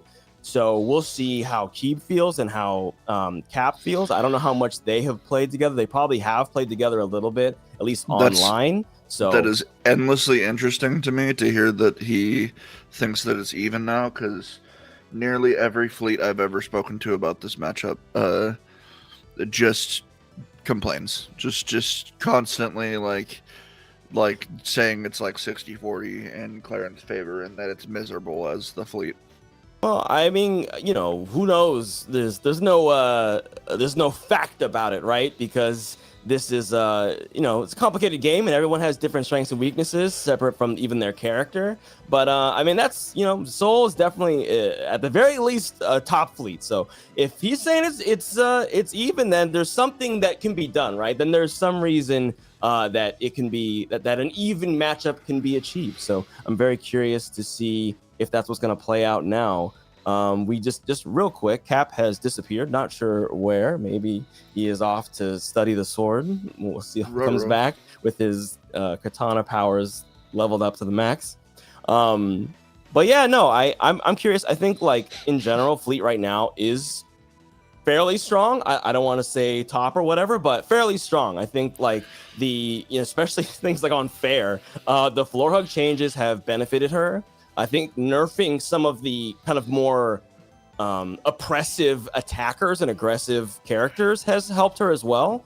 So we'll see. I think she gets a little bit of indirect help from some of the stuff like that, but also from like literally like minute 1 of this game being out, aside from one patch where they like way undertuned her air acceleration. Oh yeah, the super nerf. So like bad. There was like a week or two where Fleet was kind of miserable to play. But besides that, she's always been like top 2 or 3 characters in the game. That is a take. Both in terms of results and just, I don't know, in general, it feels like. She had some strong results when Cake was playing her early on, but I don't know about since then. But if that's where you're at, I'm gonna let Cake not still playing Fleet as a secondary, sure, but only a couple times. I think he has one. I haven't watched Cake play in a couple months. Well, he's mostly still playing Forsburn. He's taken the sets that which is very interesting, happened at CEO. The sets that he has taken, that I have seen, over Sofilo were as Fleet. But he chose not to go Fleet until the very last second against Sofilo at CEO. So, I don't know. Everyone always has... I'm not a big fan of fighting Fleet. It's pretty tough. Sure. It was Sofilo had dropped sets, I think... I'm not sure if it was to Keeb or Sealder, but had dropped some sets to other fleets, even in hop-on. So, maybe it was just a tough match for her. Either way, Cake choosing not to go that way, and Keeb will be going that way. This is Keeb's character, I assume, until Palm comes out and he can wreak havoc with that ridiculous projectile and aerial game. I'm very scared for when Palm comes out in this game. It's going to be really scary, man. We'll see. Maybe they'll rework her, but apparently Keeb was a bit of a demon on the mic in game. That is diegetic mic. So our players are back here. Claren, Yes. Fleet. I actually Foyo honestly Face. don't know who Palm is. She is a rap pop star from the future, let's say, era of Rivals. So Is that from that's... one of the like side games? No. She's in Rivals 1. Yeah, she was part of the Workshop 4, but she just exists. Her character thematically is in the time period that Claren is from. But in this time period, we are going on to game 2, set 2 of our winners quarters. Keeb versus Cap. We are going to Godai again. Both folks want that new ceiling. Yeah, for better or worse, most of my Rivals 1 experience was very early in the game's life cycle, so I don't know some of the later characters. Well, we are playing Rivals 2. These folks are right here performing for you, except Cap, who appears to be leaving the stage. Where you going, buddy? Okay. Just dropped his keys. Had to go find them. Yeah, you ain't fishing it out of that ocean. My guy, I can imagine the fish that live there are terrifying. I mean, All right. next to a volcano in the middle of nowhere, yeah, it's pretty wild out there. Absolutely. Right now, we are playing a very slight neutral. No one's committing too hard. A lot of projectiles coming out of Fleet naturally. Claren, Cap getting in some hits here and there. Nothing too big though. Oh, Keeb recovers a little high there. Gets punished for it. Couple Cap's good time to tippers, but capitalize. now Fleet's just way up in the air, so she kind of just gets to do whatever the heck she wants. She does. She really gets to kind of just get out of there. But Claren, Ooh, her parry. jump speed is really high. So she's definitely able to punish Fleet's landing options if she can read them. Speaking of, tries to go for something timing-wise, tries to call out the parry, but instead the parry doesn't come out and neither does the F-Strong. So Keeb's still alive here. Oh, Wow. The down air, no DI, no tech, no life. One stock left for Cap. This is not how he wanted his winner's quarters to start out, but that's more like it. I was about to say. The laser slice, that tipper will kill you anywhere, man. That was one of the cleanest offstage neutral specials I've ever seen. And it wasn't even Ganger. Other people can do it. Who knew? I really like this palette that Capple's using too. Yeah. I like the yellow tip. It's pretty cool. It's very I spilled highlighter fluid on my cool visor and then I just ran with it. Okay, Is Fleet. Is it the Abyss one? Like the Yes. Clearing the Yes. arcade mode? Okay. Yeah. Yes. All right, Keeb. Wow. What? Getting Wow, it cleared. just happened again. Keep I clearing really the thought screen. that they would have at least gotten a wall tech or something there. That they were in a Just little bit better beat position dumpsters. for it. Because that first one, they were far enough away that just no chance. But man, Didn't happen. Really, not how you want to start it. No, as Papple, but look, you got plenty of games to play. It's best of 5, so we'll see if Cap can come back. this is unhinged in my opinion. Picking As this map at Claren, all? Why would you pick this map against a Fleet? I imagine it's for the ceilings, but who knows? I like, as considering that they're easily my biggest problem matchup. I don't understand Clarence at all. I Holy understand hell. that though. That would look like Fleet Do you? 101 to me. Because if you understand that, you should be in the top 8 right now. Like, that was the craziest Woo! just sequence of Fleet just domination. Ooh. I've maybe Wow, ever what a seen. tech! Oh And no! that Cap, what are you 1-to-1 doing? is exactly why I said that you're a maniac for counterpicking this stage as Clarence. Well, Maya's saying that Cap is a fan of this map, which makes one person. So we'll see if being a fan of it can give him the craziest 3-stock comeback we've seen in a minute. Right now, not getting started just yet, 70% in climbing. Keep putting on a lot of pressure and a lot of damage. Yeah, forgive me if I doubt it, as this is looking to be one of the most dominating. Meow. Yeah, probably the most dominating top 8 set I've seen in quite some time, if ever. 1 minute, sorry, 9 not set, seconds, game is what I and meant. 26 The set's looking milliseconds. that way, but that was what, a minute and 8 seconds or something. Like, Yep. that was ridiculous. Yeah. Come on, Cap. Get it together. Put on a show. All right. I don't Keep even like with the round one that much, and I know you can put on a better show than this. My guy did a frame one dodge shot into the platform. What was that even for? Keeb's just out here now. Maybe this is the plan. Lure Keeb into a false sense of security and then turn it up to 11 and kick butt. So right now, look, we're getting it started. He could be pulling a KDJ, and now he will try. There we go. Okay. The no fun zone comes out. First time we've seen it all set. This is one of the things that people complain about. The fleets complain about of the Clarence. So let's see how much it'll matter. Right now, not so much. Right as the NFC ends, the down air comes out, but not able to connect. Fair gonna send off stage. Oh, we got now some pressure situation for Cap. Never mind, gets reversal. Yeah, really just seeing not the greatest defensive play from Capel so far. Ooh, the reverse back air is enough from Keeb.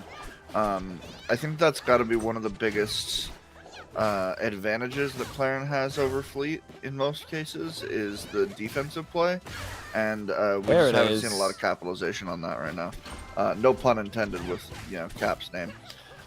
We are absolutely intending that pun every time I make it. It's fully on purpose. Yo, this goes for a special pummel, but Cap breaks it. I mean, look, like I said, you get a little too silly, and it could go the wrong way. Better be careful, Keeb. Cap's had 2 games to get it together. It's time to be gotten together. You know what I mean? All right, recovers the stage. Fleet just kind of gives it up and lets Claren do her thing. All right, a little bit of dash attack action. Cap definitely choosing to back off after getting hit. Not wanting to slash back. I think because of the way that Keeb is positioning his aerials. Oh, wow. The timing on that, using the plasma echo to dodge the wind chime hitbox. Punishing pretty the impressive. special get up with the strong. Oh my God. Always comes back to get you. Oh, misses the NFC timing. Had 2 projectiles and missed either of them. Unfortunate, the F strong comes out. With the plasma echo, doesn't touch. Oh no. This one looking a lot closer. Actually, like, kind of a disadvantage to themselves to have the chime connect there, but did not matter. Just shredded them anyway. Yeah, I think Cap was maybe trying to tech that one, but the DI not on point there. So instead, he loses his stock. This is his winner's quarters final stock here if he doesn't make a huge turnaround. But right now, Keeb is all gas, no brakes, and he's pulling away. Well, and why wouldn't you just go all gas, no brakes in this position? You have nothing to lose, and they have everything to lose. Now Chopped. It resets to a slightly more reasonable pace, most likely. Though, who knows? Keeb might just be feeling himself like it looks like he is. Look at that. Oh, he what was just timing waiting on that. in the wings for everything. There's the pop. There's the back air. There's the 3-0. Keeb making it look easy. Cap faltering just a little bit. Game 3 was much tighter, much more of what I was expecting to see out of Cap. So hopefully the next time we see him, we'll see more of that Game 3 Cap. None of that Game 2, 1 and 2 Cap. No, you don't want none of that. You know, he seems like a very good player, and I have seen him do well in the past, but that just didn't even look close. That looked like Cake Assault taking on a Platinum or something. Damn, brutal. I don't know about all that, but it's definitely when you got those SDs on deck, it's pretty rough. And that first stock on Air Armada, that's brutal, man. That's brutal. That's a tough one. I mean, but that is the Fleet special. It's the same thing. It's the same reason why, Soul says don't let Fleet go to Forest, because if you get popped out and carried out, you're not touching that wall anymore, So it can be pretty, and especially, I mean, there were also buffs to downward hitting, spikes. Those moves have been buffed a little bit. So getting those earlier kills with down airs and people who have strong down airs, especially that they can combo into, it's going to be scary times. Yeah, for sure. that and her relatively strong recovery is why I typically try not to take fleet to even harbor, let alone something as volatile as Armada. So very interesting choice, but didn't work out for him this time.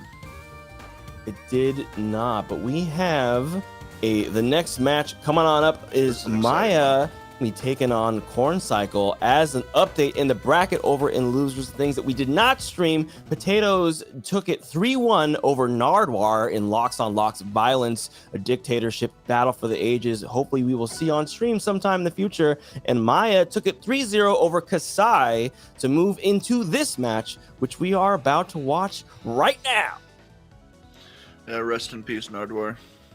Rest in peace. But there's still locks in the bracket, so we'll see how it's going to go. Now, as far as Corn Cycle and Maya is concerned, I think that they played actually at Rock's Nest just on Saturday, and I believe that Corn Cycle did take it 2-1, but that was 2-1, and Corn Cycle was playing hot that day, so we'll see. Right now, he's up 2-1 in their lifetime sets. We'll see if Maya can even it out today.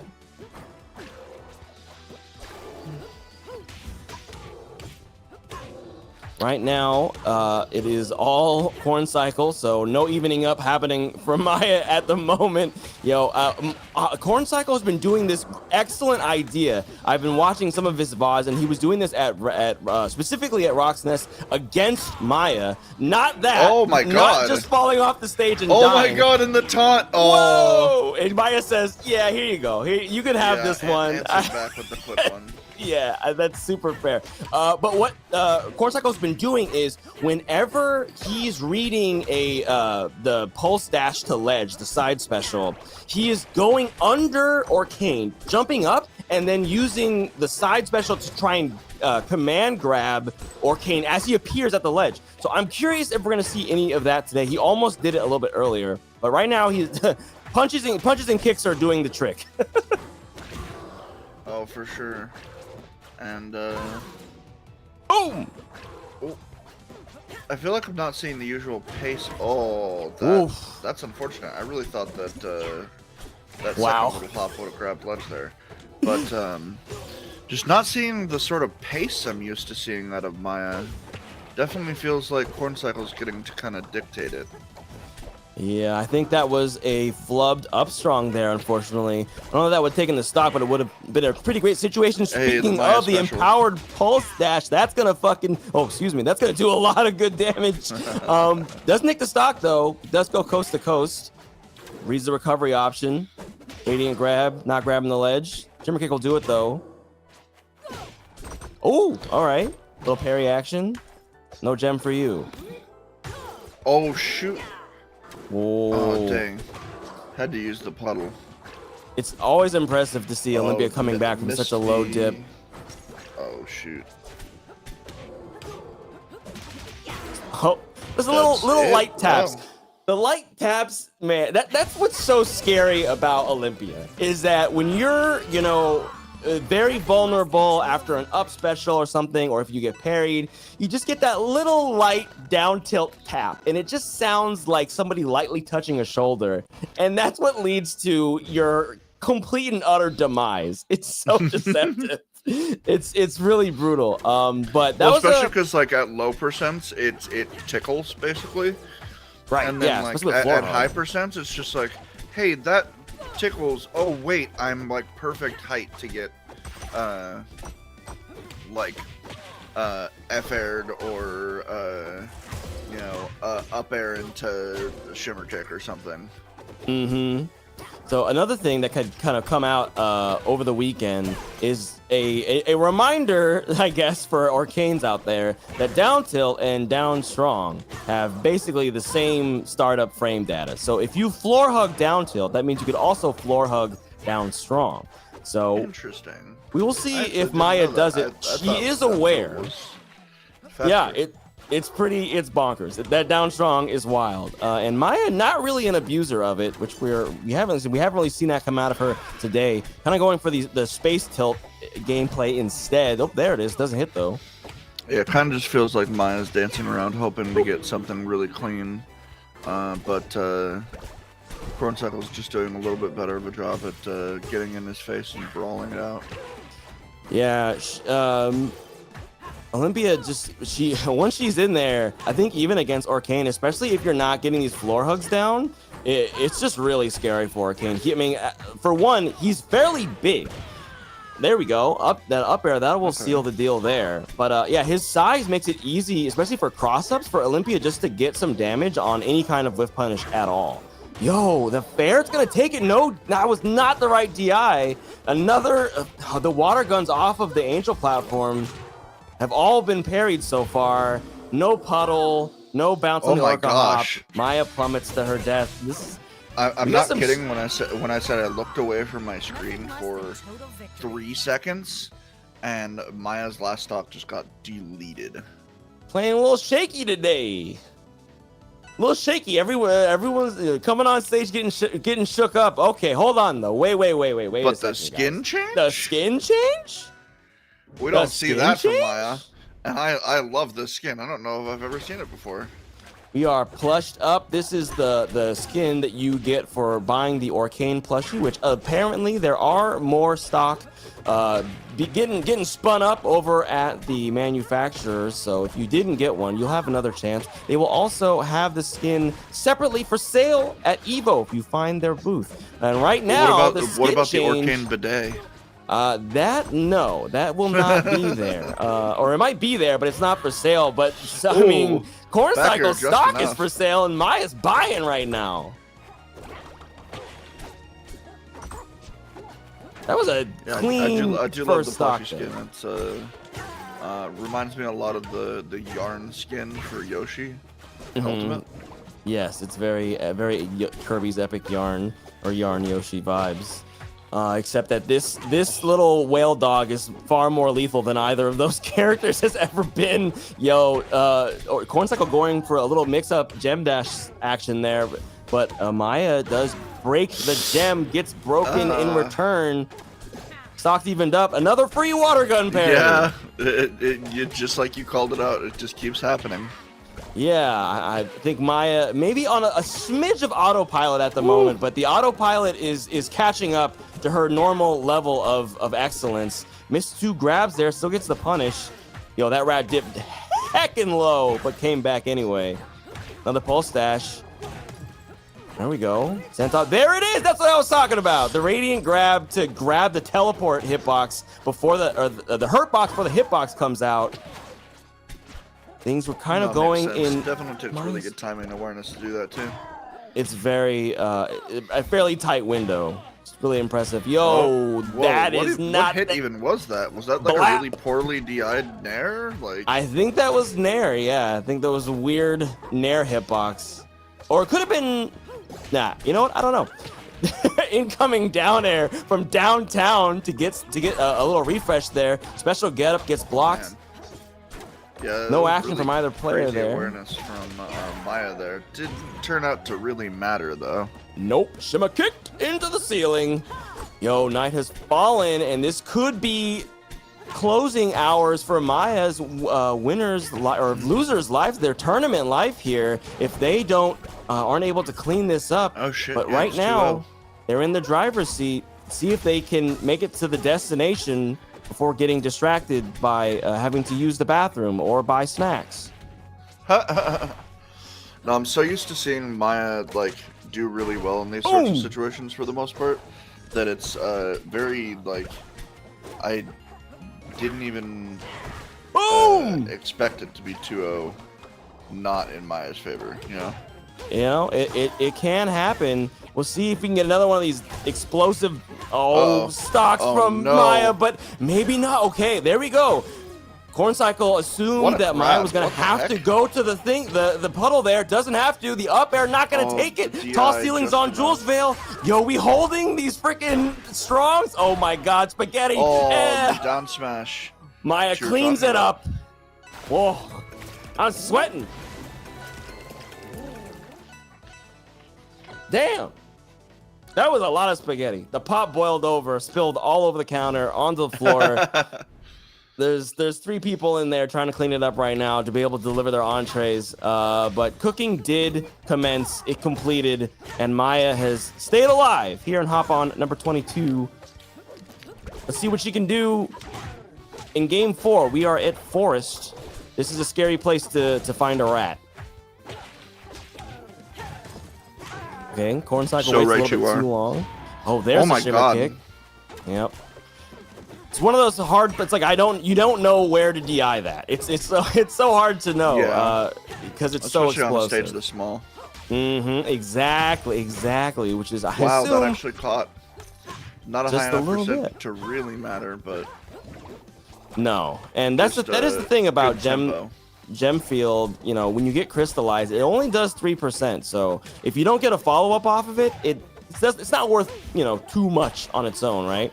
So it's very important. A follow-up at high percent is just... Oh, the fire hydrant bursts open! You're dead! Sorry. That was sick. You're dead, kid! You're dead! Bubbles on the up throw. Okay. Well, I'm trying to bring this back. For quite some time. Yeah. This is looking more like Maya. This is Maya right here. I don't know which dog showed up to the first couple games. This is the dog I'm familiar with. Yeah, I definitely can agree with that. That up tilt to cover the landing option, and then the downtown back air. Yeah, Maya's back. We're locked in. We're made of yarn, and we're locked in. To say nothing of Corn Cycle, though. Corn Cycle's been locked in. This is not going to be easy, even though it is going in her favor. And Maya actually took it to the bank for an extra 30%. Absolutely. Yo, we are coming in a little blurry, but that's just because of how hard everyone's getting hit. Concussions on deck. Check the medic's office. Yo, the shimmer kick while you're crystallized. Popped into the ceiling. All right, back to roughly even. Just a little bit of a lead on favor of Maya right now, but that can go in an instant, especially against Olympia. Ooh! Wow, Corn Cycle was pixels away on that down air. That could have been a really scary tech chase situation. Doesn't happen though. Oh, the dash attack, super unsafe. Oh yes, there we go. Dips the pulse dash low. That is the thing that Orcane can do. Mix up some of that recovery. Oh no, not quite. I think Corn Cycle read that, but didn't punish it. Oh.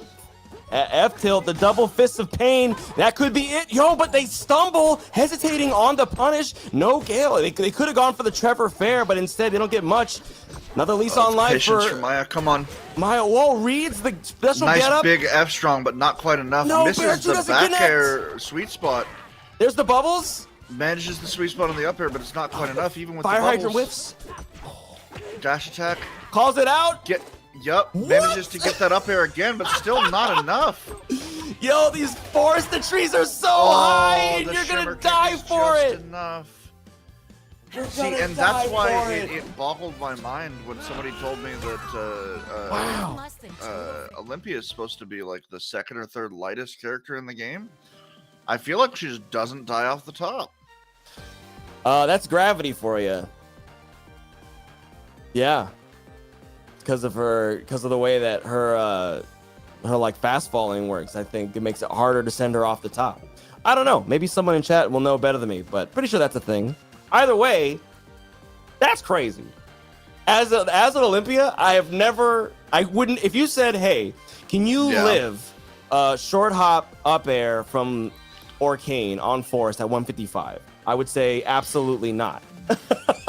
But yeah, I mean, in defense, I think it was like 145 when the hit. Right before the hit. But still, either way, if I'm in triple digits, I just assume I'm dead at that point. So I was wow. Okay, cool. Well, Maya looking like herself towards the end there. Put on a good show.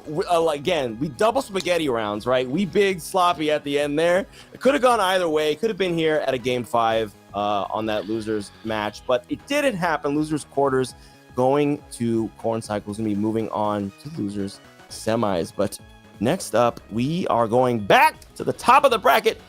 The unbesmirched Sofilo and Keeb sitting in winners finals. Makes sense. It'd be these two. It makes sense that it's Corn Cycle here, honestly, with how crazy he's been the past few weeks. I think I might have said it when I saw them before, but I definitely feel a little more strongly about it now that it's most likely going to be a Sofilo Corn Cycle Grand Final. It's very possible. I mean, they are. Not to discount Keeb. He's been playing amazing. Yeah, I think Corn Cycle was the 4 seed, maybe. Not sure off the top of my head. Let me see here. That tracks. Somewhere Yeah, in like they the 4 to 6 range. I think, yeah, he would have been the 4 seed. Let me just check just to make doubly sure here.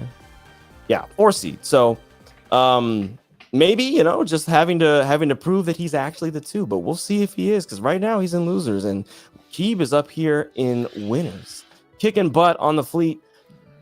We'll see. This is an unfettered fleet against a recently nerfed Zetterburn. And like we were saying, we have seen Sophie drop sets to various fleets. So we'll see if Keeb will be one of them.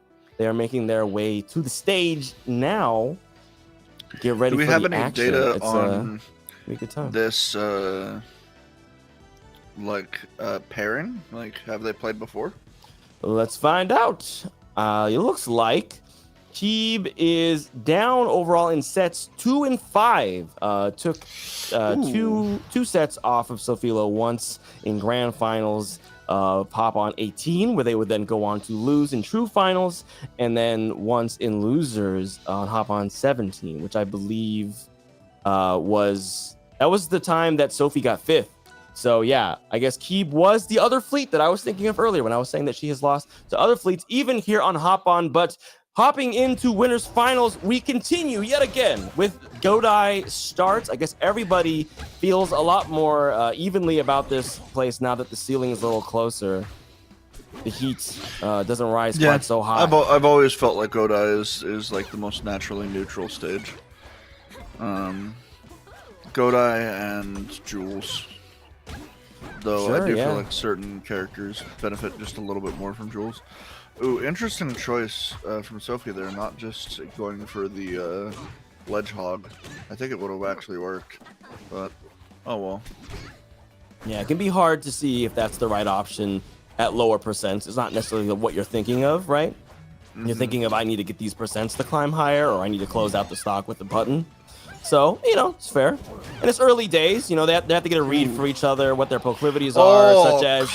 right before Sophie could get the double jump off of the down special. Absolutely, that dare coming up. And this is the thing. Just a perfectly spaced dare.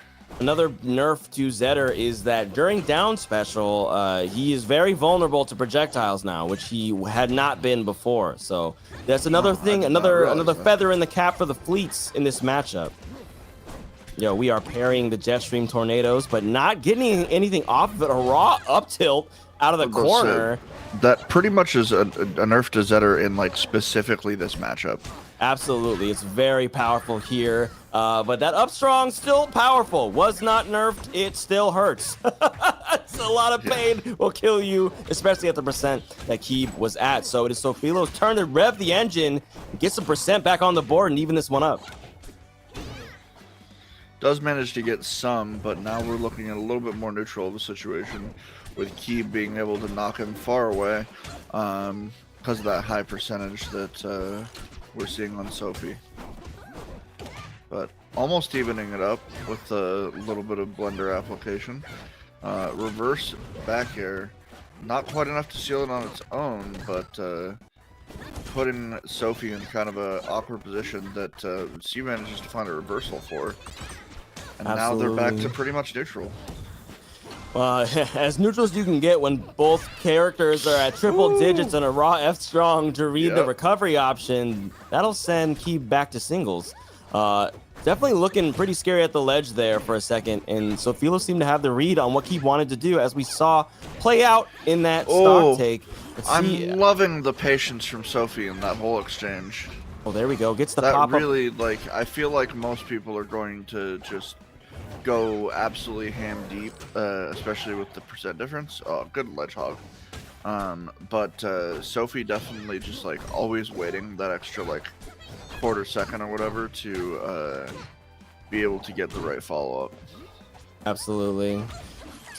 Oh my Keeb god. kind of up in percent here, but definitely still has been fighting, but never mind. There goes that thought. There goes that sentence. There goes that stock. Game 1 goes to Sofilo with an up strong to seal the deal. Yeah, that was strange almost at the end where like it looked like, oh, it's anybody's game, and it's gone. Well, I mean, definitely Sofilo was ahead there, but just, that's what happens when you're Zetterburn, and you can turn many moments into winning moments. You can decide to stop playing neutral or playing for percent and just go for the kill, especially, once that fire is on you. I mean, the amp kill percents are so much lower than any other character in any other situation, so it's pretty scary. Keeb counterpicking to Tempest, though. Pretty much a fleet classic, very much to her advantage. Huge ceilings, huge blast zones at the sides as well, and plenty of opportunity to do that exact type of thing. We take the Zetterburn out to pasture and we shoot him. And he dies whether we shoot him or not. Can't make it back to the ledge. That means you're gone. This is going to be a tough one, I think. This counterpick, wasn't banned, obviously, but maybe Sophie just confident in it. Yeah, this is a tough one in this matchup because Fleet has all the advantages of being able to like carry you off and stuff, and you have the disadvantage of the very high ceiling as a Zetterburn. Absolutely. Little light fair tap there. Not able to get anything big off it, but the down air to read the wind launch trajectory. That'll take it.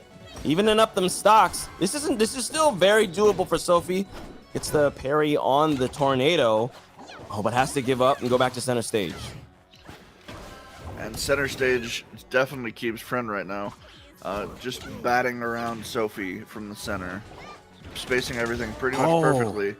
Right up until then, Sophie nearly gets a reversal, but Keeb says, I don't care, I'm just going to reverse back air you twice, and now we're back in a position where Keeb is looking pretty comfortable. Yeah, that ledge definitely is Keeb's friend, but not Sophilo's friend. But the wall isn't. I think that Keeb didn't realize that his jump was gone, and then dodge shotted way too late to actually rescue that stock. So that advantage disappeared here, but an invincible back air will even things up. One stock apiece. Let's see if Keeb can get this win on his counter pick. Oh, makes it to ledge just in time for the chime to go off. You know that Sophie would have done something nasty with that. If you're floating off the stage, 3%, that would have been pretty scary. Didn't matter, though. The combo's coming through either way. And now we see Sophie just kind of pressing the advantage, trying to box out Keeb from being able to do anything productive. Really cool use of side B there to sort of force a path for Keeb to be able to recover on. Doesn't really matter since she's still getting boxed out, but we'll see. Sophie definitely still needs to land something big here to actually finish her food. Wow. That's enough? Yep, that's enough. So much advantage, but got stuck in shield, and that was it. They were just standing there deciding what to do. Keeb was stuck in shield, and Sophilo was like, are you going to just sit there and shield? And that's what he did, and so he died for it. Yeah, it is what it is. I mean, kind of hard to justify otherwise, just because... going back to this same stage, too. Yeah, I mean, it was working out. Obviously, the SD critical in that loss there. I think without it, probably would have been looking at 1-1 here. And frankly, it could have been 1-1 anyway, right? So, but not off to the start that happened in Game 2. Game 3, definitely Sophilo is a little bit wise to what Keeb was trying to do here. And even we were kind of seeing it slow down, the game plan over there in Game 2. But speaking of getting slowed down, that's a stock down for Keeb. Only 36% on Zetterburn right now. Yeah, that was a very strong, very quick stock from Sophie, which I'm sure Sophie is hoping is setting the pace for this match. Yeah, I feel like that early on in game 2, we were seeing a lot of Keeb hold center stage and keep Zetterburn off stage. And towards the end of that game and all throughout this one, it's just been Sofilo. It's like, hey, I moved in. This is all my furniture. I changed the locks. If you want to come in, you've got to get through me. And I'm not interested in hanging out with you tonight, my friend. Has to recover high, can't risk the ledge hog, but Sophie unable to capitalize there either. But could it be here? There goes the dare. Oh. Drops really low for a cannonball, doesn't get it though, and Keeb gets to keep playing. Ooh, we are on that shield right now. Floating out, calls out the trajectory there. Back air, not going to take it though. Tempest working in both directions. The dare misses. You got to keep playing Rivals. The stock's not nice gone dash yet. attack. Not enough. The F tilt catches. Oh my god, they're just playing with each other. Sophie's been going high very often. Yo, the snipe on the meteor ball. Caught the end of the down B again. Yo. Doesn't matter But though. that F tilt cinches the stock that Sophie needed to finish, and now one full entire stock ahead. We'll see if she can manipulate that to be the whole set, basically. Absolutely. This is going to be a tough mountain to hasn't won climb. a single game. I really, for some reason, thought that this was 2-1. No, but yeah, we are just playing out here. Unfortunately, since Keeb dropped game 2, they have to play their heart out right now. Kind of getting some engine revving here, but Sofilo breaking up the momentum, getting the free parry on the tornado. Keeb still has not been able to get anything going, and instead will be sent packing. That's a quick 3-0 for Sofilo. Damn, Yeah, heartbreaker, honestly, for Keeb. Yeah, no, for how well Keeb played the previous set, that's just brutal.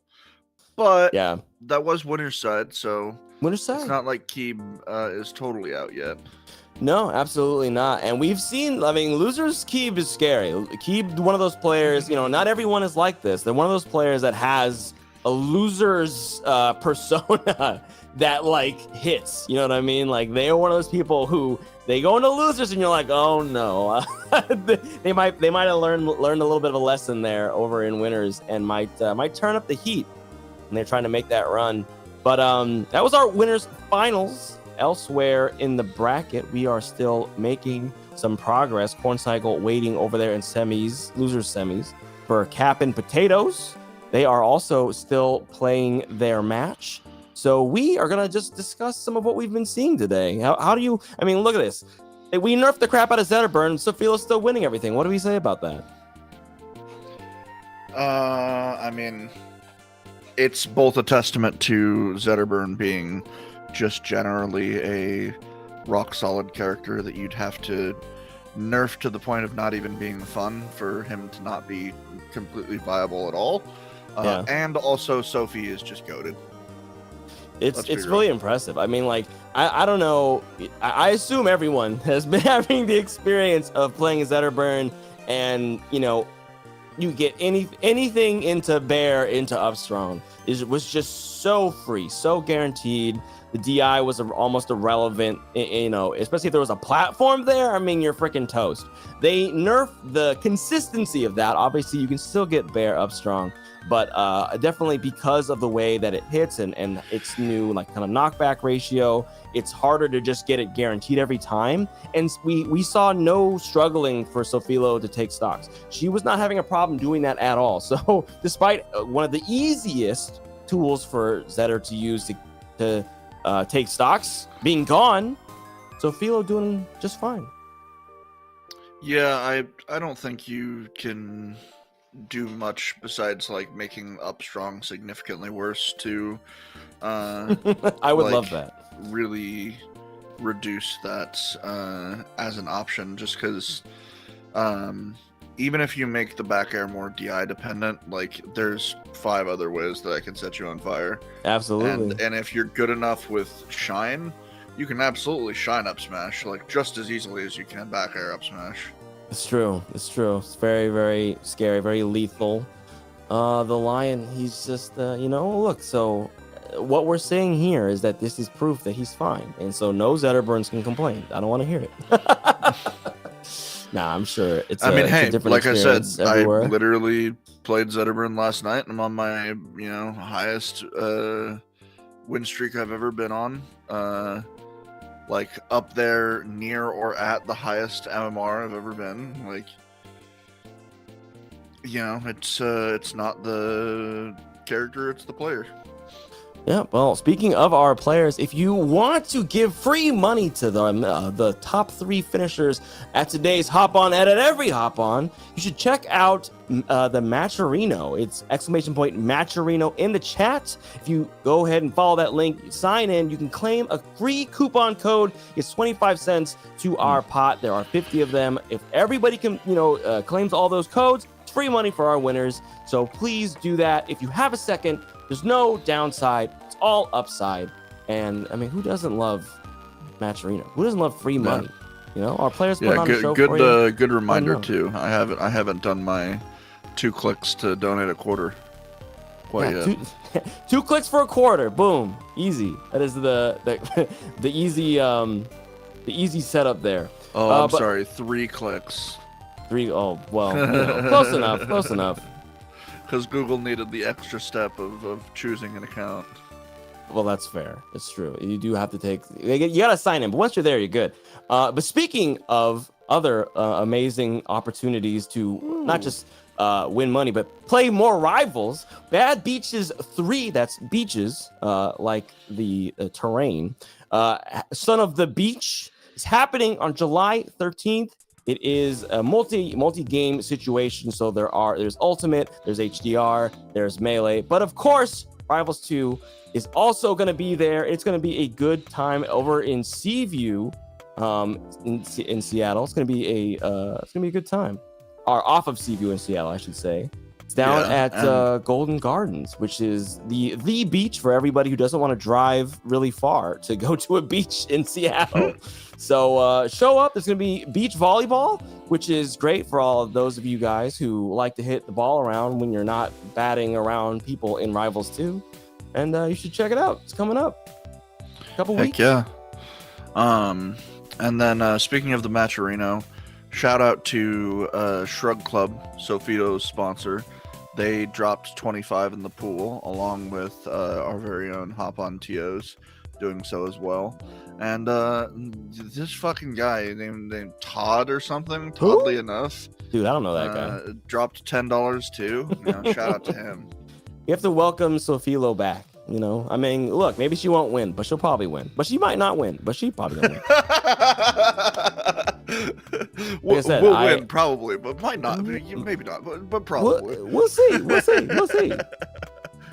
But also, everyone else who is in the know, Major's Mansion is coming up. I believe registration is mostly closed already, but I just want to let you guys know that it's happening. It's on Saturday in Portland. And it's going to be a barn burner. I don't know if you guys have been keeping up on it, if you are in the PNW or elsewhere, just watching Hop On to see some of the top players in the PNW compete. But this guy is going to be, I mean, it's not quite a major, but it might as well be one. I mean, 55 folks up in there, and it's a lot of like the best players from Washington, from BC, from Oregon, of course, and even people coming up from NorCal. So we have Ion and Sofilo are both going to be there. That's NorCal's number 1 and 2. They are invading our territory, man. It's not enough to win on Hop On. They're trying to win up in Oregon.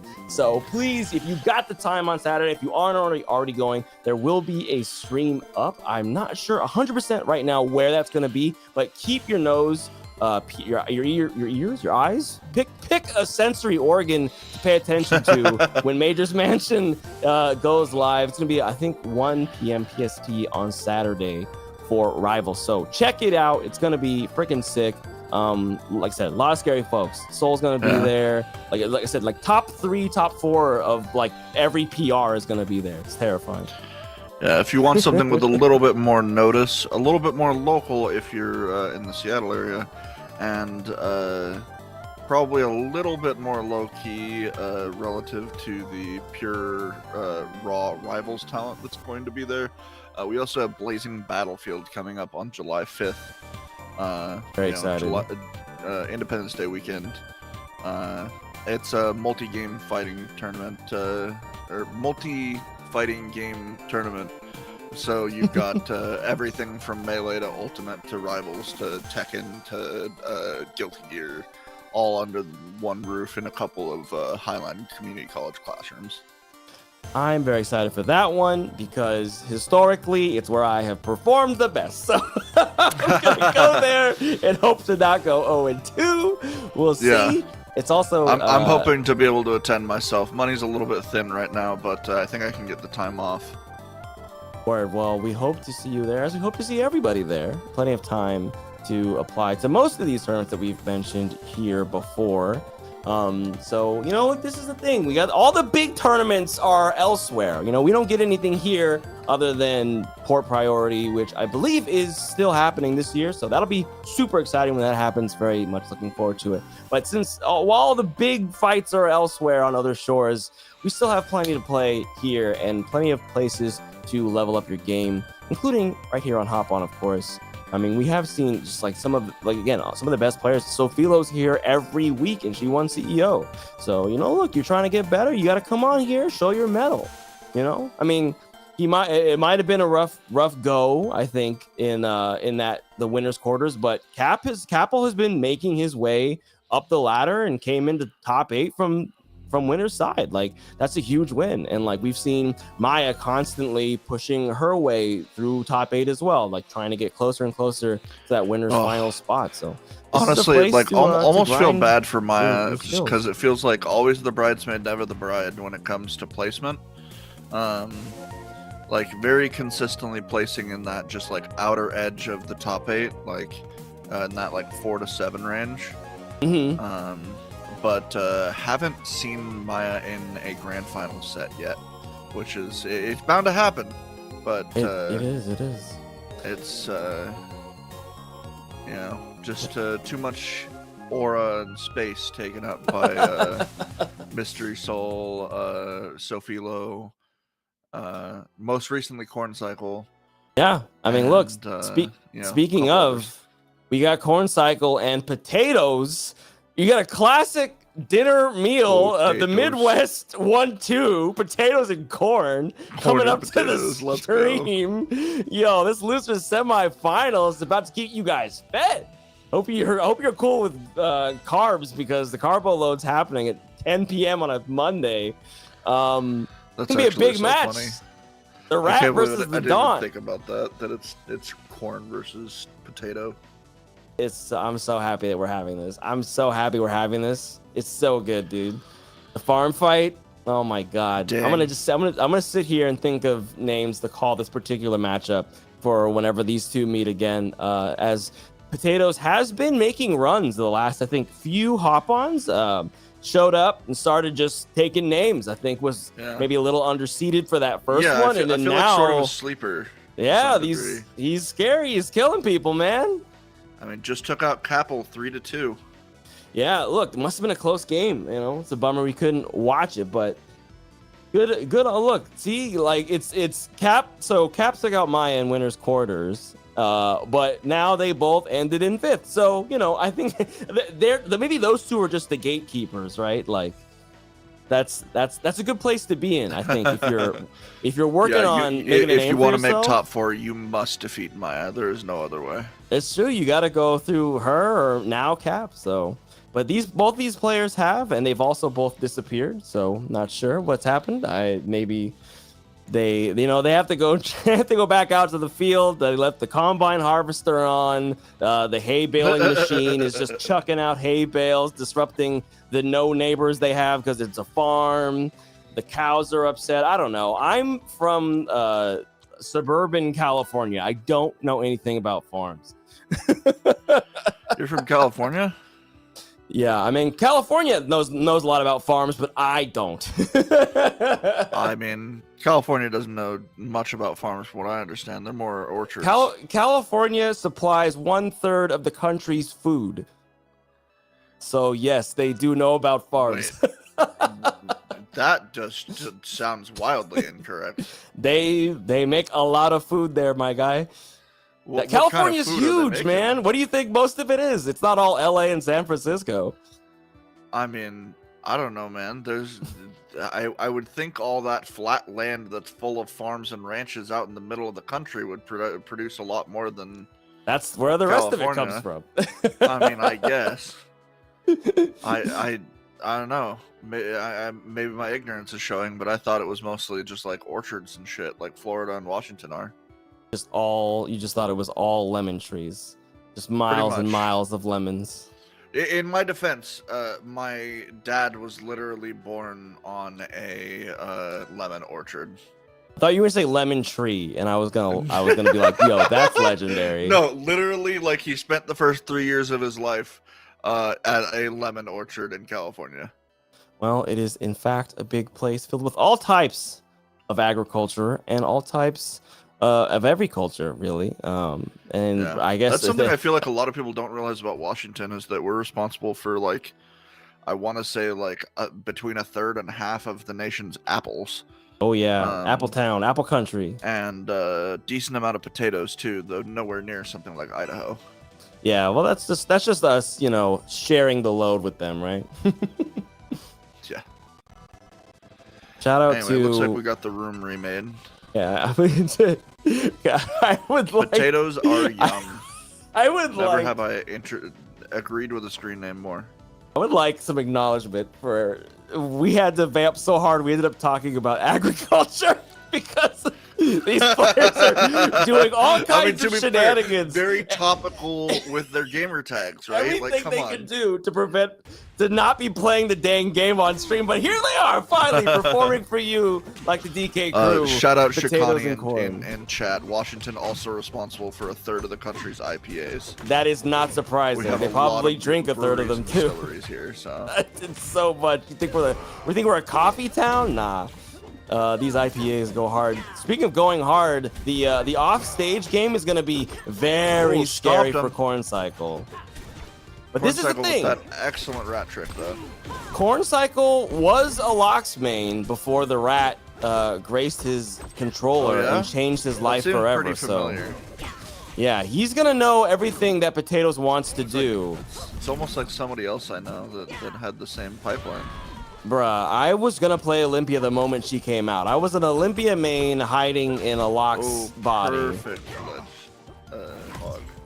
There's the pressure, and this is the thing. These characters, this is definitely one of those volatile matchups. Of course, Rivals is full of them, but it's one where, once the Olympia gets in, the damage is gonna come. But if she can't, the damage is gonna continue. And also, the ledge hogging, that's a Lox special. Decided not to go to ledge, and that means that you're gonna get hurt. Oh my gosh. Yo, that's actually so Stampede. sad too, because he had full charge. He had a lot more options than just the straight upbeat a ledge.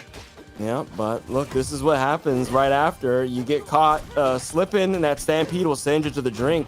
Oh, the damage. Oh, the ledge, or the tech chasing. Okay, we're climbing up. The other thing is that Lox is floaty, so up throw not as good of an option against him as it is against most of the cast.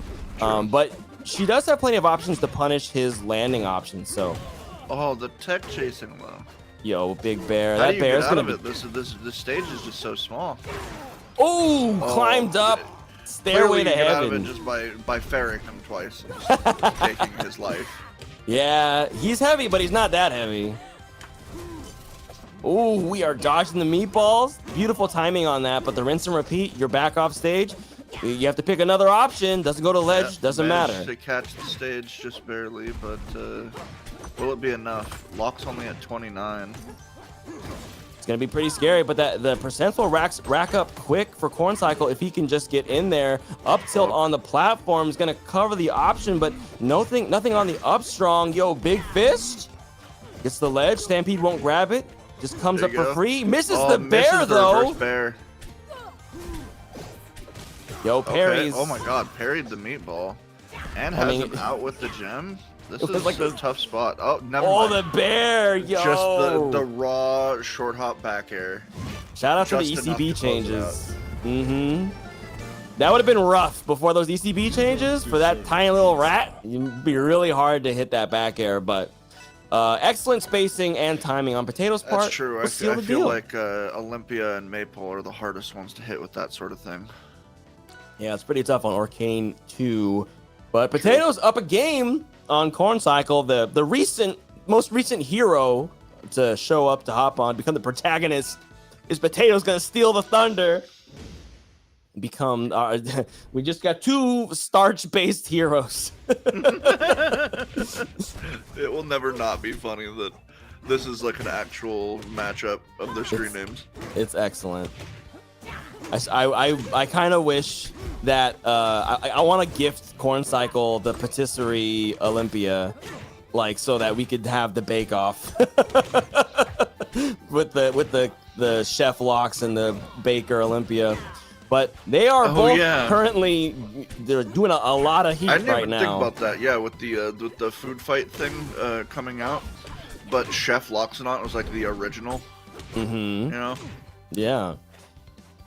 So right now the neutral is very squirrely. No one's really committing right now. Potatoes kind of waiting for Corn to pick an option. Corn waiting for Potatoes to pick an option. Both of them looking good on a plate side by side. There's a shimmer kick to cover the ledge option.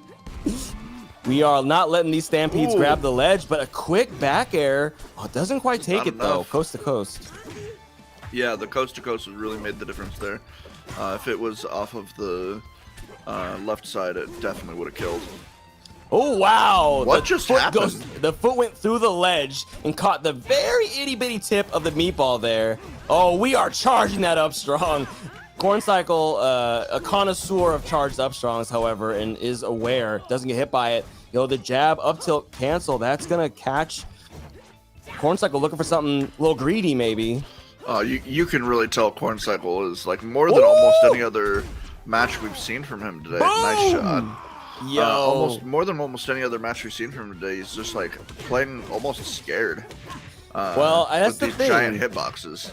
Yeah, it's scared or not, you have to respect Lox's range in this matchup because when Lox swings, it doesn't mean you get to swing, right? Like you don't get to take your turn just because he's in end lag, right? You have to actually be able to space the move correctly.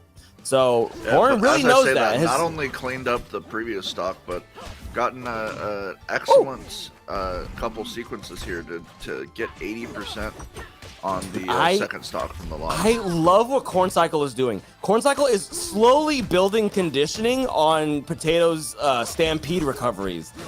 So he's stampeding to the ledge. He's covering the ledge. Oh, see, he was trying to bait Potatoes into doing that bear so he could punish it. He'd been building on it all game, but he wasn't able to punish it this time. Enough. Oh, he had charge. He's able to get back there. Yeah. Potatoes gotta get some percent in, doing a bit of sentry work, throwing meatballs out, playing a tower defense simulator, but it looks like Corn's gonna get in the back way. Got a weak spot there, popped into the blast zone. That's one stock ahead for Corn Cycle. Oh, we are buffering Nair, and then we're getting hit by the Tootsies. Those Cloud Hoppers are sending you to the drink at 50%? My gosh, the rat dies so easily. Well, especially to a strong spike like that. Whew. Yeah, recently saw Corn Cycle say that Olympia is addicted to dying. The trick is to not let her have her addiction. So that was definitely a case of her being addicted to dying and unable to prevent her from. Oh wow, that could have been it. If that Stampede had caught, that would have been GG's. The fair coming in. Okay, threatening with the space. Doesn't go to the ledge this time. Like the up air. Wow. Just caught. He waited with the fair, so and it's long. Enough. That was beautiful. That was beautiful. The restraint on the timing to get the strong hit of bear so that he could get the follow-up, that's bonkers. That's how you know that my guy is he's become the rat. There is no elephant left in him. He just wakes up and puts the gi on, gauntlets up, and just starts punching people every morning. Imagine if that was actually like part of Corn Cycle's training routine.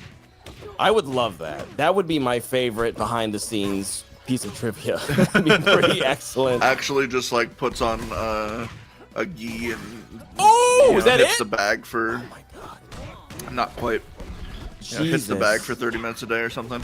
That'd be excellent. But this, Locks being the bag at the moment right now. Potatoes getting punched up. Almost had a 6 sequence to take that stock a second ago. But Godai having just a little bit bigger blast zones than I think Corncycle might have wanted. Obviously, Locks no stranger to going here. These platforms very in his favor, although these are platforms that Olympia's Upstrong can actually hit. There's not as many of those as you might think. You're not a connoisseur. Yo! The downtown gauntlet throw. I'd love to see Olympia do that, man. Really not seeing the meatballs doing as much in this matchup, or at least in this match, as it were, again. As much as I feel like it usually does. No, definitely not. Doing an excellent job just playing keep away here, racking up percent. This is what I was talking about. So now that he's been punishing the ledge, like the wall jump bear option, now Potatoes is stampeding further from the ledge, so that gives Corncycle an opportunity to use the invincible bear to pressure and rinse and repeat there. So his game plan, like he clearly came here knowing he wanted to do this to Loxodon. It's really, really impressive to see because it's clinical. Yeah, no, this is like some of the best I've seen somebody sort of exploit the weaknesses of Loxodon's recovery in a long time. Because most Loxodons have gotten good at, changing their stuff up to not get caught by this as much. Nah, it's true. I mean, as best as you can, but I mean, Potatoes hasn't had magma stacks in like 2 minutes. Which makes recovery really, really difficult because he just doesn't have an entire option. He doesn't have his 45-degree angle isn't there. Doesn't go for the roll. No charge. Raw call out. Yep. That's a fair to the blast zone 3-stop. Corncycle making it look easy. Bro. Clinical. I mean, it's definitely not over. This is still the kind of matchup where if Potatoes can make those adjustments, I definitely could see him coming back. But we saw, like, ledge by ledge by ledge, the game plan evolve and Corncycle start to tighten his grip, right? And that's what you love to see. Like, really, like when you're watching top players, that's what you want to see. It's not just raw skill or character knowledge or reaction time. That was a game plan. He had an idea. It's the adaptation too. Exactly. He knew what he needed to do against Locks to get the dub, and it was working. And able to just take every option and turn it against him basically. Woo! Oh my gosh! Damn! Oh my gosh! That's one Went combo. for the early up special and was absolutely punished for it. What a ledge hog! Yo, my guy's gonna have to take the trowel out and dig himself a potato grave. He's gonna plant himself back in the field. Nah, you know what? We running up an Upstrong charge in neutral? Maybe that's his problem. He's out here cooking potatoes. He needs to be farming potatoes. He's not using the gardener skin. He's using the cook skin. And it just doesn't work. It's true. He's the one getting farmed right now. He's got to make something happen. I don't know about that Upstrong in neutral. My guy's fishing. Wrong profession. You keep seeing sequences like that from Corncycle, and I don't think there's any chance here. We'll see though. Like you said, definitely has the potential. I'm so impressed with this. Corncycle just making it look easy. There we go. There's hitboxes coming out.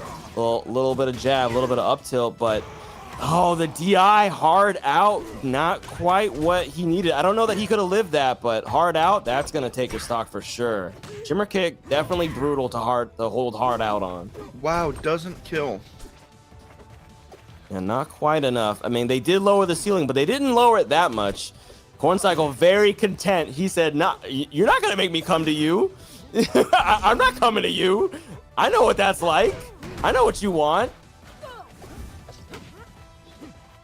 Oh, wow. I mean, this is so impressive. A little bit of gem action. Meatball off stage. Corncycle dips really low. There's the bear. Nice there we bear. go. So you're telling me there's a chance? There's definitely a chance. It's going to be tough, though. Oh, we are getting the chances go down infinitely when you get up aired 4 times in a row. There we go. tried to call out the adjusted recovery, but Potatoes went back to the old one. That's so sad for Potatoes that's the second time he's gone for the parry off of the gem. There we go. Like, the perfect timing, but it was just stopped just a millisecond too early. Just a millisecond too early. I definitely had something cooking there, but didn't go for the up strong on the platform tech chase and gave Corn Cycle a chance to get away. There we go. See, like it makes such a huge difference having those explode, like the explosion stacks. The charges, yeah. Yeah, if you don't have the magma, it's so much easier to edge guard locks and force them into these exact situations. But the Stampede catches this time. Damage coming through. No stock yet. The back air drop zone. Potatoes trying to make this a one-stock game. That fair not going to do it on its own, but second one just might.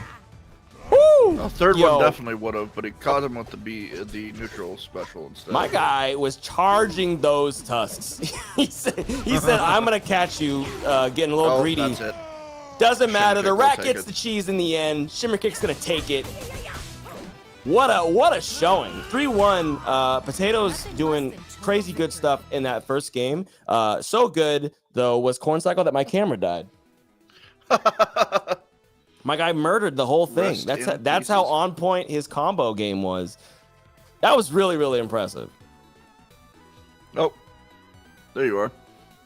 I have returned. Much like Corn Cycle is attempting to return or rather less return and more drag Sofilo down to losers with him. But before that, he's going to have to make his way through Keeb over in losers finals. Yep, this is pretty much exactly how I expected bracket to go after seeing the winner's side. Yeah, Corn My Cycle apologies. I know the yawning is contagious. But yeah, I mean, Corn Cycle just proving that he's one of the best Olympias right now, and is definitely hoping to get another crack at the grand finals that he got to last week.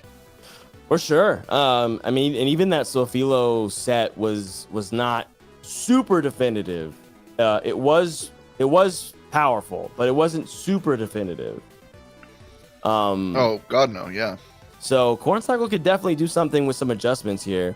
Really curious to see it, like how that's gonna go, because it's still, like I said, I think frankly either of these characters and players, Keep, Corn Cycle, Fleet, and Olympia, can give Zetter trouble.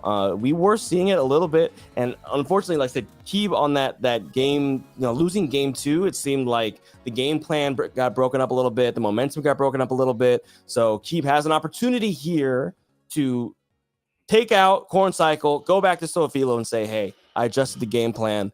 I got new files in the folder, and you haven't downloaded these ones yet. So we'll see if that can happen. Players currently making their way to the stream, but yeah, man, that was sick. I honestly, it's always seemed like Locke's Oli was not Locke's favorite per se, but that at the very least even, but that looked very difficult to win. Yeah, man, it's tough because I feel like Locke's is like extremely strong, but at the same time, like when you get up to the like absolute highest levels like this, it just gets harder and harder and harder to get past just how freaking big he is, Mm-hmm. It's true. He really is just the perfect punching bag. And so like at lower to mid levels, he's really oppressive because his hitboxes are massive. Mm-hmm. But at high levels, he still has that advantage, but he also has the huge disadvantage of just easily being wailed on once you get the opening. It's true. But real quick, Satellite Melee with the raid. Thank you guys for coming on by. Hope you guys had a good time with whatever you guys were getting up to. I assume it was some Melee. But we are over here in losers finals right now. Hop on 22. These two people coming up, Keeb and Corn Cycle, have not, as far as I can tell, played each other in a bracket yet. Really? Yeah, not even in Corncycle's Locks days. And we owe that in some part to the fact that Keeb simply refuses to go to locals. He just won't do it. Why won't he go to locals? He says, "Oh, my life is so busy. I have so many interesting things to do. I'm so interesting." Okay, Keeb, get on the sticks and fight the rat. It's time to prove yourself. You get these results. I need data. All right. Let's get Hey, into also it. shout out to Potatoes. Rest in peace his bracket run, but he has rated us Yo, for some potato-loving viewers. Yo, nice. We out the field and into the stands to watch the rest of this hop on, go die start yet again. We are back at the Delta. Yep. Got Iowa's proving the supremacy over Idaho last time. Still just making jokes about food. Anyway, I'm not sure if that means anything like keyboard warrior or something like that, but I have no idea. Definitely an excellent example of this matchup. Probably the best one we're going to get today. Wow. Yo, that arms attack was crazy. Yeah, the tornado covering the very long recovery on wind launch. Pretty impressive stuff. I think the Corncycle wasn't able to get the parry that time. Yo, Keeb gets the recovery punish. Goes up in the stocks over here in game one. That was a back air. That was really good. Was. Okay. Oh, wow. Empty hop into down tilt? Yo, that's something else. Corncycle's scary with it. He will do open hand magic, close up open hand magic. You're like, surely there's no trick here. And then he shimmer kicks you off a down tilt, off of this, that, or the other. Man, I don't think I've seen a single Olympia at any level hit those shimmer kicks as consistently as Corncycle does, especially today. It's also, frankly, a little more difficult. Oh, there we go. Wait for that timing. You have more time than you think you do on the Crystal Bash. Get that armor out. But it's actually harder to hit Shimmer Kick on Fleet in general anyway, because she recovers by the time you get up there, owing to her floatiness. So, yeah, there we go. I wouldn't be surprised if at higher percentages it was harder to get all the hits of it too, because she's just so light and floaty. Yeah, that's a Trevor question. Though I imagine that's also pretty SDI dependent too. But regardless. Yeah. I don't think you can SDI during that because of the vacuum frames. I'm not sure. Someone smarter. If Lynn Pedals is in the chat, she'll know the answer. I have no idea. It's a multi-hit. I assume SDI is a weakness to it, but what the hell do I know? There we go, though. We are both at kill percents here. Olympia, really scary with these refreshing back airs. Oh, but Keeb able to thread the needle somehow, dodges the feet, makes their way to the ledge. Refreshing back airs. You only can refresh 3 times. I'm pretty sure that Keeb took advantage of that. Not that it matters, because Corncycle back on stage just got him with a quick one. Not the recovery. You gotta hold ledge. Yep. Not able to make it. Didn't throw out the gem, actually. I think that he still had that resource. Kind of surprised he didn't go for the rat trick there with how consistent he's been so far, but might have been afraid of getting sniped by down air, because Keeb is a fervent down air user. True. Keeb is excellent at that. Yeah. Oh, there we go. The gem dash goes out to the ledge, but ends up not being useful. Gets broken by Keeb there. Still in disadvantage. The big hit comes through, sends him down to tech chase. Escapes the punish, except here it is just a little bit later. 2 hands to your dome. There you go. Going home. Game 1 goes. Somebody said Olympia up B has 0x SSDI and ASDI modifiers. That's what I thought. I'm not sure what that means. It means that makes it 0? It means that if you SSDI or ASDI, you ain't doing nothing. It's like yeah. It's so that it works. Yeah, I mean, I guess that makes sense. It would be really hard to hit on a lot of characters once they get up to any remotely high percent. Wouldn't be nearly as effective of a kill move if it was, that easily escapable. Boom! Yo, these down airs are brutal. The freaking Oh my radiant grab God. down air, radiant grab down air. It's WWE. Holy crap! Keem just getting taken for a ride there. Marvel. Imagine if he dipped Capcom down 2. and got that last down air. That would have been like 4 in a row. That was disgusting. Boop! And there's the Okay, shimmer yeah. kick. No, as soon as I saw that, what is it, Wind Blast, whatever the up special is called, My God. lands just so deep on stage where Korn had just oodles of time to punish however he liked. I saw the down air, or the down tilts shimmer kick coming a mile away. Dude, Keeb has not played the game in a minute. Corn Cycle has been all hitboxes and advantage state. Oh, there we go. There's the big punish on the gem Nice. field. It's time for Keeb to finally resume playing. Ooh. Back air. The fleet Okay. special. Tempest Blast Zones aren't going to keep you alive here. Them back airs are toasty. Yo, we are playing Rivals 2 right now. Advantage state only. Yeah, pretty much. They're just trading hands. There's not really much neutral happening. Yo, the Oh. gem protecting against the ledge special. We Yeah, love it. right? That was strange. That was cool, though. Boom! That's a nice interaction. Oh, Core Cycle is hot right now. My guy is telling you, on man. the grill, dude. Grill It's my mark favorite showing. to win the tournament, I think. Not that I don't love Sofilo, but the Corn Cycle has just been making the rat work. Jeez, I swear it's just felt like it's like almost solitaire for like a whole minute, and then Keep gets to play, and now the rat could be dead. There's the back air. The rat's dead. No amount of advantage state from Olympia seems to be enough to guarantee her safe passage back to the dang stage. This hexagon is terrifying for both of these characters. Oh, the DAC is not reaching as far as maybe Corn Cycle wanted it to there. You have to actually play neutral? My God, it's been years. There we go, the fair. Oh, we whiff the grab and we get out of there. We are not boxing. We are not scrapping with that Olympia. Fleet is running away and throwing jet stream shots. Olympia says, I do not care about the side B. Yo, the down air gets interrupted by a shimmer kick. Oh my gosh. It's not enough, though. There it is. Oh, Not on that's this not going to ceiling. be it. She's going so far.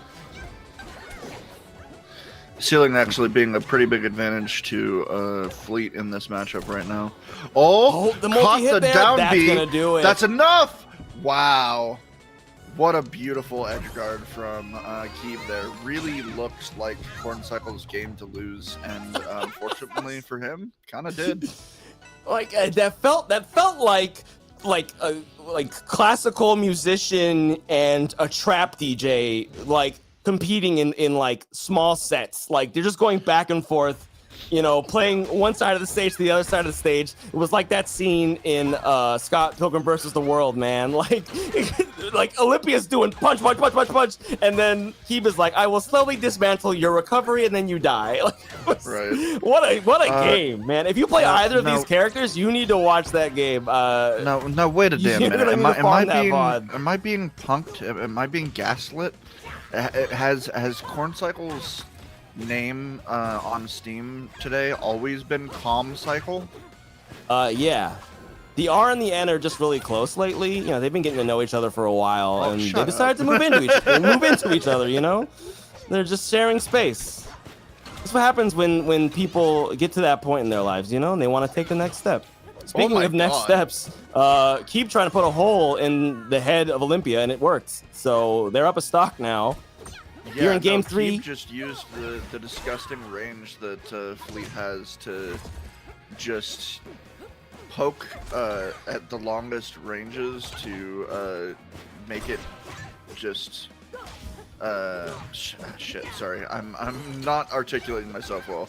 Just abuse the short recovery that Olympia is known for.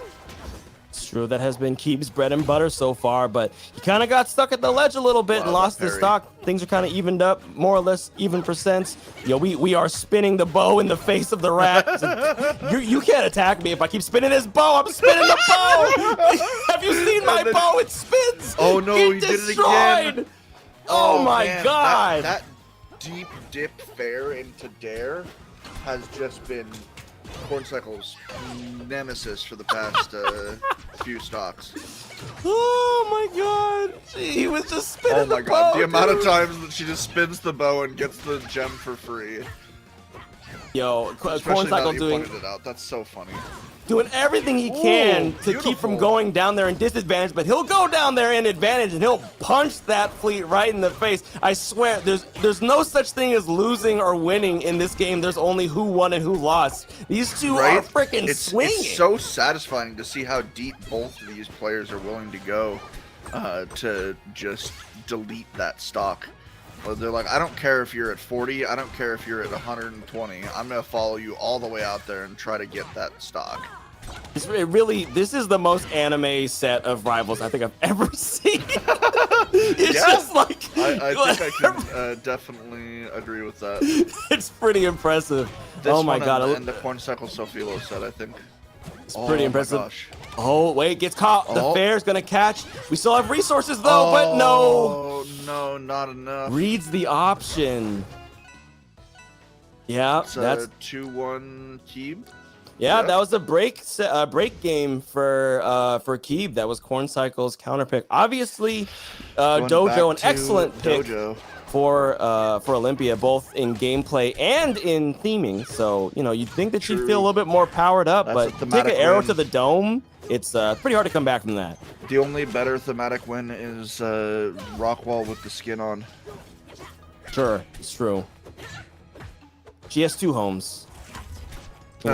She's got she has her away home and her home. Oh yo, Keeb is putting on the pressure right now. Snap. These floats. Shout out Outcast as well. Looks like he was like restreaming or doing his own stream, and he rated us as well. Shout out to Outcast. We love to see it. Everyone's here to watch the CEO champion take on the best in the PNW. But before we can see her in grands, we got to see Keeb and Corncycle duke it out. Yo, jab down tilt loops. We're hitting light buttons in Street Fighter right now. Corncycle's got to keep this close. As we've seen the last 2-3 games, if they don't keep it close, whoever it is going to run away with an advantage. This is the parry. That height can be very disadvantageous for parrying projectiles that go listing above your head. Oh, See the now, up if you're strong. good Nice recovery on that. shimmer Really kick. nice shimmer kick. That catch was close. Yeah, I was gonna say that. Oh shoot! Ooh. That I can't even get a word in edgewise. There's just so much going on. It's true. Yeah, I think Keeb. The reversal from Corn.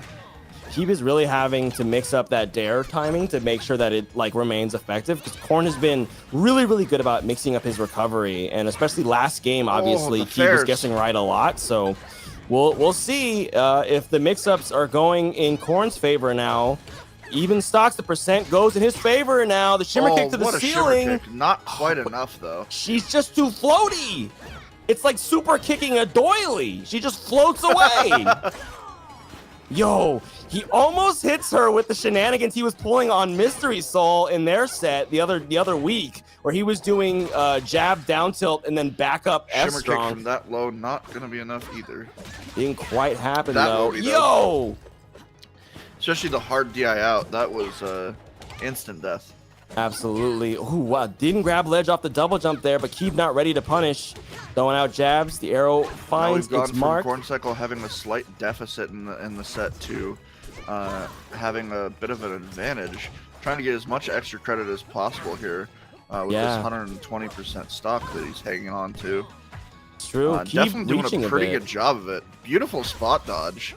The raw crystal break, almost enough to get a really strong follow-up on, but doesn't matter. Got a parry instead to get a good follow-up. Yeah, I mean, I think that he's caught on that Keeb is overextending a little bit right now. And That's so, yeah, that gem pop was definitely emblematic of that. It was clear that Keeb was pushing a little too hard, maybe feeling a little bit too much of the blood flow, a little bit too sauced up, too much adrenaline. We're gonna have to, we need that calm, calculated murder Keeb that was destroying recoveries to make a return. Corn Cycle, like they were playing it so close for that most of the game 4, but like I said, once they got that lead, this is what I was talking about. Whoever had the advantage is going to run away with it, and run away with it Corn did. But this is game 5 here, losers finals on Merchant Port. A lot of space for Fleet to run away. Oh my god, Oh, you are getting absolutely juggled. Wow. Oh my god, brutal. I think was trying to get the dash on the last frame there of the Crystal Bash, but wasn't able to pull the trigger and got the regular the full actual bash to come out instead. Dodges or blocks the dodge shot. That was impressive. It's can be pretty tough to see that one coming sometimes. The slide off gets out of the pressure. Now, if you're Corn Cycle, you really need to turn it on here. Yeah, that was very much a I'm in the field. Do I leave it or do I fish for a parry moment? But Corn Cycle doesn't bite. There you go. There's the gem still comes into play. She just outruns the fox. Good patience. Not that fleet of a fox is this fleet fox. Not that the rat's all that fast either. Punish. Yo, the drift back. Missed the punish off of the up special. Yeah, You the up can't special. be missing that. It's really tough. It is not a very wide move, especially not compared to down strong, but Merchant Port famously has fairly as much shorter ceilings than it does shorter walls. So it might have been the better option to kill, but obviously not if you miss. There we go. Again, mixing up his recovery timing to not get hit by this but it happened on the second try. It's going to be insanely tough. This would be the comeback of a lifetime. It really would, but it looks like Keeb has his game plan. It is working. This extra space paying dividends in the matchup. Oh, Nice not air able. dodge. Perfect timing to avoid the gem pop. And the Doesn't beautiful punish up shield, tilt. just perfect patience. That's what I was Avoiding all saying. those little hits. We need the patient. Patient Keeb is the murder Keeb. Oh, holds hard out that's on the the quote shimmer of the night kick. for me, I think. Patient Keeb is murder Keeb. Gotta put it on his business card. Well, I don't know. It depends on what kind of job he's going for, I suppose. We tech chasing. Oh, the down strong doesn't connect. Corn Cycle not afraid to go ham and his potential final moments here. Tip of the foot gonna tickle the fleet. She does not mind low percents and up a stock. Yo, run up gem pop? I don't know about that one. The jet stream shot. Yeah, Tornado the connects? chime popping into the jet stream? Yeah, it was close. That almost could have been pretty freaking sick. But it might just have to be That's a it, regular yep. old ledge hog to seal game 5. Absolutely. That was quite the slobber knocker. Like you said, like very anime, like coming down to all of these series of blows that man. Yeah, that was But as Capel points out, that last game from Keeb just clinical. that He was just yeah. turned up the patience and turned on the murder. Yeah, turned up the patience, turned on the murder. That's how it goes. He's just a bit of a, puts the leather gloves on, knuckle crack. We're playing Hitman now. Too many arrows to the dome. My guy's marking his targets. So shout out to Corn Cycle for putting on quite the show. I mean, what a run! He definitely had a tough bracket going into Sofilo, Potatoes, and Keeb all in a row. Very tough. So I think our hero will continue to live on and make advancements on Hop On, but no longer in this one. So Keeb is going to be moving on to Grand Finals, where he will face off Sofilo, a reprisal of Winners Finals, where he was 3-0'd. It was close at the beginning, though, so we'll see. And like I said, Losers Keeb is a thing. Shin Akuma-like. You think you're getting regular Keeb? Nah, that dude's gone. Corn Cycle beat him out. This is all, we are all stand, all possessed right now. You are no longer immortal. But Sophilo, she's just at that tier no matter what's happening. So it's gonna be two really heavy hitters. Keeb is dead. This is Super Keeb. Super Keeb on deck. Yeah. I'm very excited. You're not dealing with the average Saiyan warrior anymore. No, and Shout frankly, out Dragon Ball Bridge. Our top four, I mean, it's always just scary folks up here, man. People be getting all kinds of stuff done here on Hop On. Yo, while we're waiting for the players to get into the match, don't forget, speaking of matches, exclamation point, Matcherino in the chat. If you guys check the link, just please claim those codes. They are free money for our winners. And hey, if you've been enjoying the show, put in some of your own money. What do you need it for? These people need it. They need it to continue to wow you with impressive gameplay and murderous anime VOD sets that you can watch as many times as you want for free. That's what it's for. We are into the bans. Godai and Dojo remaining. Going to Dojo. No more Godai starts. Changing up the scenery. This is, maybe the first time I've seen Dojo start, actually.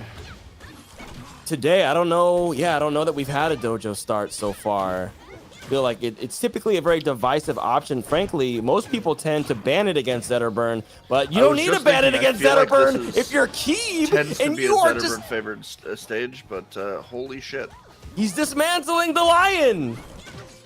You thought it was the patch notes? No, it's Keeb.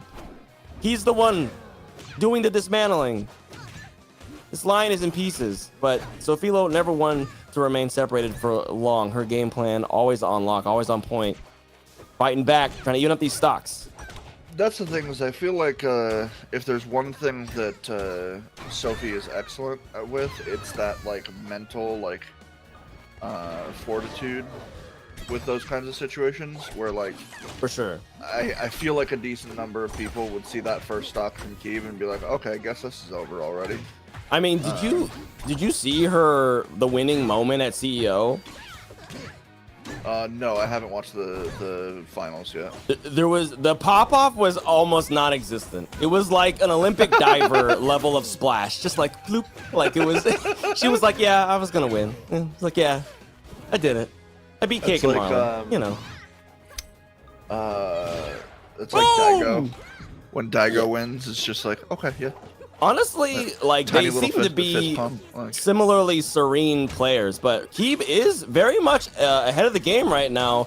Up a stock, only at 70%. Granted, Fleet on fire at 70% might be able to die to Upstrong. You know, I'm not sure about that one, but it could be possible. Sometimes it feels like you can die at 50. Yo, 2 hits of the F tilt. Hello. Nice fireball. We're playing Wolf. Though.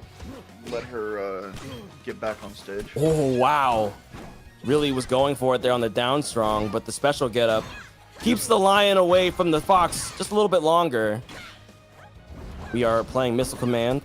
Arrows into the sky. Oh, the dash attack.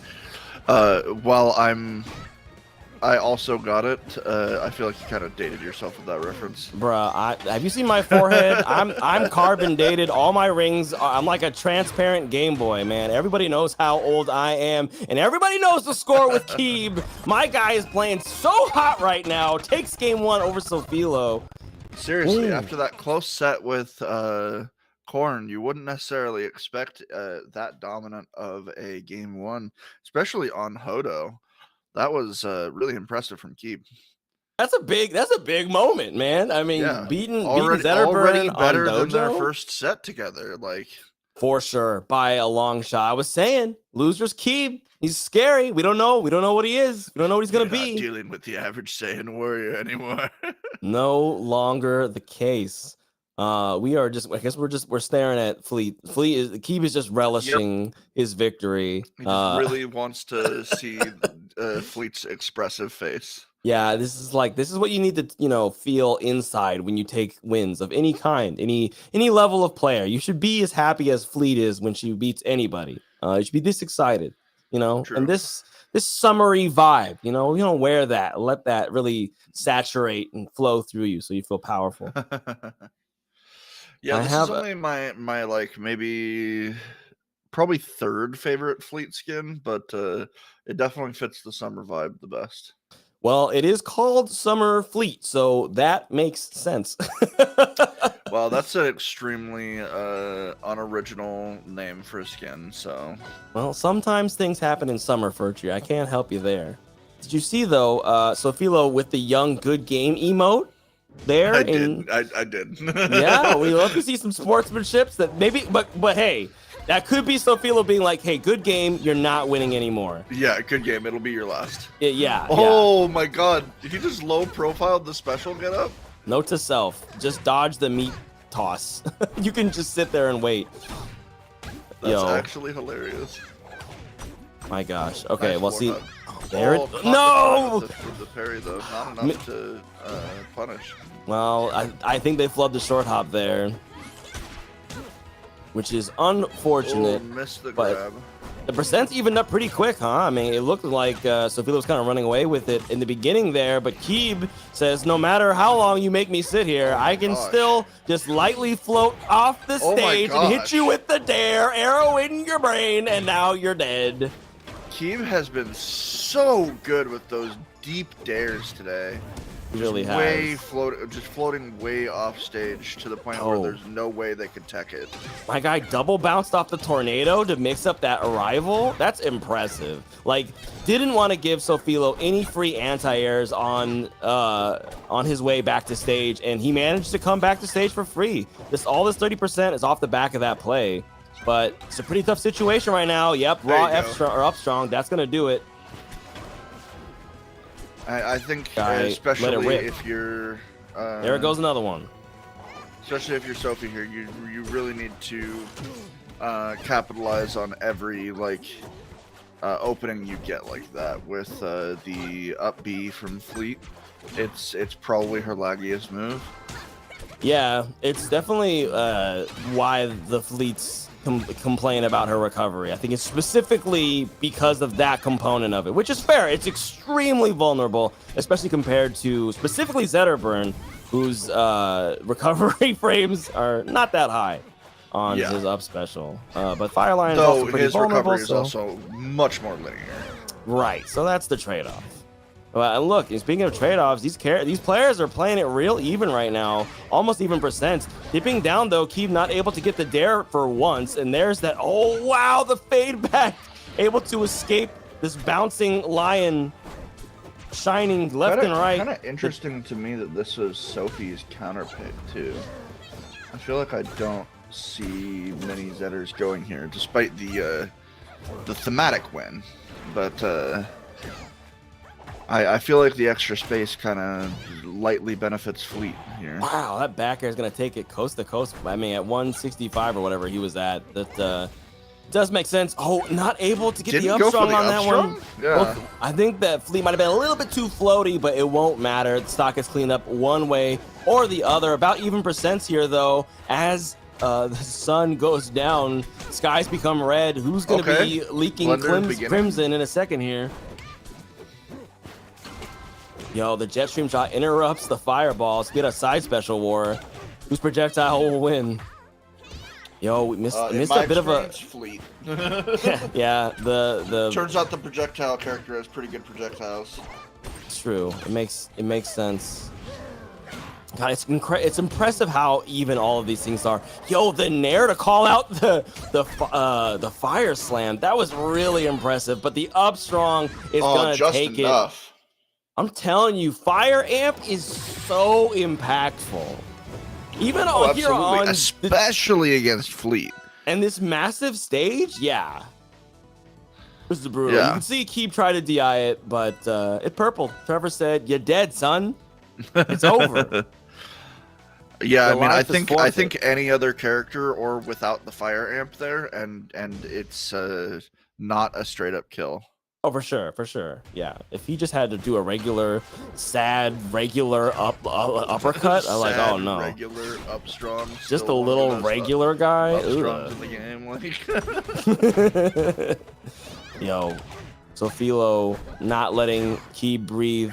This is Keeb's favorite counter pick though. Funny enough, and I wonder if it's because specifically of the matchup, Sofilo did not go to Merchant Port, which is typically her go-to counter pick, since almost everybody bans Merchant Port frame 1 for neutral starts. But but this makes sense for Keeb's counter pick. Not that Zetterburn doesn't enjoy having a small stage, because he does, but the blast zones are definitely going to help out Keeb a lot more. Not if you get dunked like that, though. Oh! Beautiful. Perfect call out. Perfect finish. That's So Philo up a exactly what I stock. was talking about when I said you really got to capitalize on those. Sure. Except that was a really good capitalization. Oh no! Got the weak hit of back air. So Philo gets another lease on life. I think she maybe thought she was going to platform there. I'm not sure. Wow! Not able to cover, or Zetterburn makes it past the ledge there. Still gets to play a little bit more Rivals too, though. Maybe not for that long. Doesn't There's the quite dare. do it, but the dare definitely will. I love that we're still seeing Keeb do the same exact things that we saw during the Corn Cycle match, of just like spinning the bow and catching projectiles. True, man. That was crazy. The wind chime was just about to go off, and Sofilo used the shine immediately out of Wake Up to trade it back. That's very impressive. Nice Yo, parry. the dare punish on the parry turns into nothing. Unfortunately, misses the follow up. Yo, the Ooh, slow good walk patience. into the F tilt, menacing. Oh, ledge. just went for the re-grab, calling out the going straight to ledge that Keeb wanted to do there. I mean, it's kind of a win-win there, because if they didn't go straight to ledge and just like went for the high recovery on the stage, you could just wave land on the stage and punish them there. For sure. Damned if you do, definitely- damned if you don't to some degree. Keep getting held off stage here. That damage is rising. It's the thing. You don't have to have a combo game to get percent. Sometimes you just got to get people to keep coming back to ledge, taking a little bit of like the nickel and dime on the way in, and slowly is that not closing enough? the vice grip around Keeb's last stock here. This could be a break game for Sofilo. She's searching for it, hunting for it, stalking in the savannah. Watching from the tall grass, the headbutt is gonna take it. So Philo up 2-1, reversing on the counter pick. What is a riddle? Well, a disapparating creature, I guess, because Keeb has immediately teleported out of the space. Keeb said, "Nah, you can take the 3-1." Oh, hey, he's There back. we Okay. go. All fine, all good. We just had a little internet test. Who knows? But thank Something. you. The new lobby system means that you can leave and come back. If he did in fact leave, that or maybe he thought it was over. He thought he had lost already. But no, Come on, you have Keeb, more we've been games to playing play, best of Keeb. fives for like several rounds now. This is the thing, when you're losing to Sofilo, your mind's in the blender. You don't know what time it is. You don't know what day it is. You forget what character you are anymore. Goes for a cannonball for a little extra damage. Doesn't get it.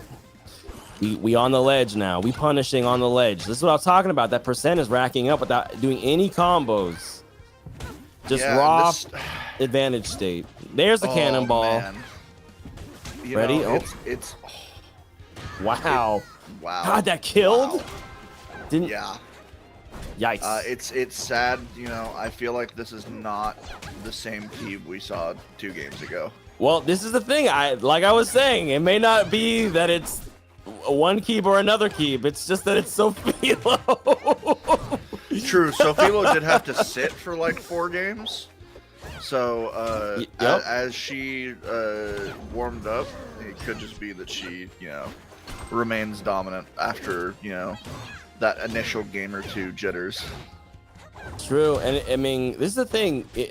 Obviously, Fleet has a lot of power to mess with Zetterburn's recovery once he's off stage, but it can be difficult to get him there, and especially in the way that you want. Like, I think that Keeb right there wanted reverse back air, but didn't get it, so had to play a little bit more off stage. But yo, these down airs on the Fire Slam, he's so good at hitting those. He's been so good with those today, yeah. I mean, not that it matters because you're getting clawed into the ceiling, yeah, but more than enough. It was still impressive.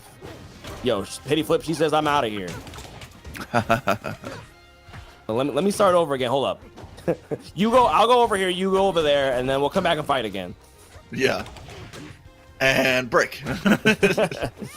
Yo, so Philo is floor hugging these fairs. You gotta be careful doing that against Fleet. Those multi-hits actually do quite a bit of extra damage after the recent buffs to, or the, however you want, the changes to the way that floor hugging works. That extra percent, it really adds up if you're floor hugging that fair. So you gotta be careful. Honestly, especially as like a Zetterman, one thing I noticed with Sophilo too, just like she's so good at putting the shines exactly where she needs to be able to follow up on it. Wow. And just like that, speaking of which, caught with the shine directly on the side, wave dash up strong, game's done. Yeah, and that shine is I mean, you lost maybe like 10% of its diameter. Doesn't matter. So Philo has already gotten accustomed to it, showing it off, taking stocks, taking games, taking sets, taking tournaments, and taking tournaments. That's the whole thing. That's yeah. There she goes, taking it in grands, no reset undefeated necessary the whole way. Drop a couple games here and there, but mostly extremely dominant from the CEO winner, major winner, Sophilo. Congrats to our Zetter hero, Zetter master. The lion remains at the top of the pride. Savannah's everywhere, tremble in fear at his lovely little strut, his little walk strut that he does. Amazing little victory strut with his shoulders. That's Sophilo right now. But yeah, GG's to Keeb. I mean, that first game was sick. You know, Keeb showing his mettle, showing the momentum, what he could do when it was on his side. But it's just tough, man, playing this Sophilo. She's such a game plan breaker. Like, she is such a counter player to like what you want to do. Because it's like we were seeing, he had center stage for so long, game one and even into game two. And since then, it just didn't happen. Yeah, there's a very famous quote about boxing that I feel like Sophilo definitely embodies from the perspective of the person that's made the quote, and that quote is from Mike Tyson. So everybody's got a plan until they get punched in the mouth. It's true. She do be punching people in the mouth. She do be doing that. But yo, that is gonna do it for us. Hope you guys enjoy this. This was Hop On number 22. We are going strong. Don't forget, we do have a league going on. It will be leading to an invitational. Eventually, there will be the top 10 placers in the rankings will go to that invitational, and then there will be LCQ spots as well. So don't forget, that is all going on in the background. You kind of want to keep playing on Hop On if you are trying to make it onto those rankings. Don't forget, so if you want any information on that, it is inside of the Discord server, which you should all know about if you're here watching the show. But that's, like I said, that's going to do it from us. It was so incredible. Great to have Sophilo back. I can't wait to get Mystery Soul and Sophilo back on the Hop On. We need to see the recent CEO winner. Can she take down Mystery Soul? Hasn't happened yet. Maybe it'll be next week, so you're just going to have to tune in. But you got anything you want to tell the folks, Furtree? Any words from the forest? Nah, just, you know, happy to be here. Happy to support Hop On. The Pacific Northwest, all our fun tournaments coming up. Yeah, it's a fun game. It'll only get more fun here in what, a week or two when ABSA gets put in the game. Yeah. I've been a big proponent of ABSA being added, and I was frankly kind of annoyed when ABSA wasn't in the initial release because I remember her so fondly from when I played Rivals when it very first came out, but obviously there are more popular characters that came after that, so. Yeah, well, everybody who has been waiting for her, she will finally be arriving, though I do think, unfortunately, she's going to come out the day after hop on next week. So it's gonna be 2 weeks before you get to see the GOAT on the stream, if anyone plays her. Although we know plenty of people in this server, certainly in Washington, I assume all over the PNW are planning to pick her up. But if that's it from you, then that's it from me. I'm Toddly Enough. You can find me there either with or without an underscore all over the various socials. And I hope to see you guys next week. Thank you very much for tuning in. We'll see you later. Indeed. Take care. Have a beautiful night. Spay and neuter your pets.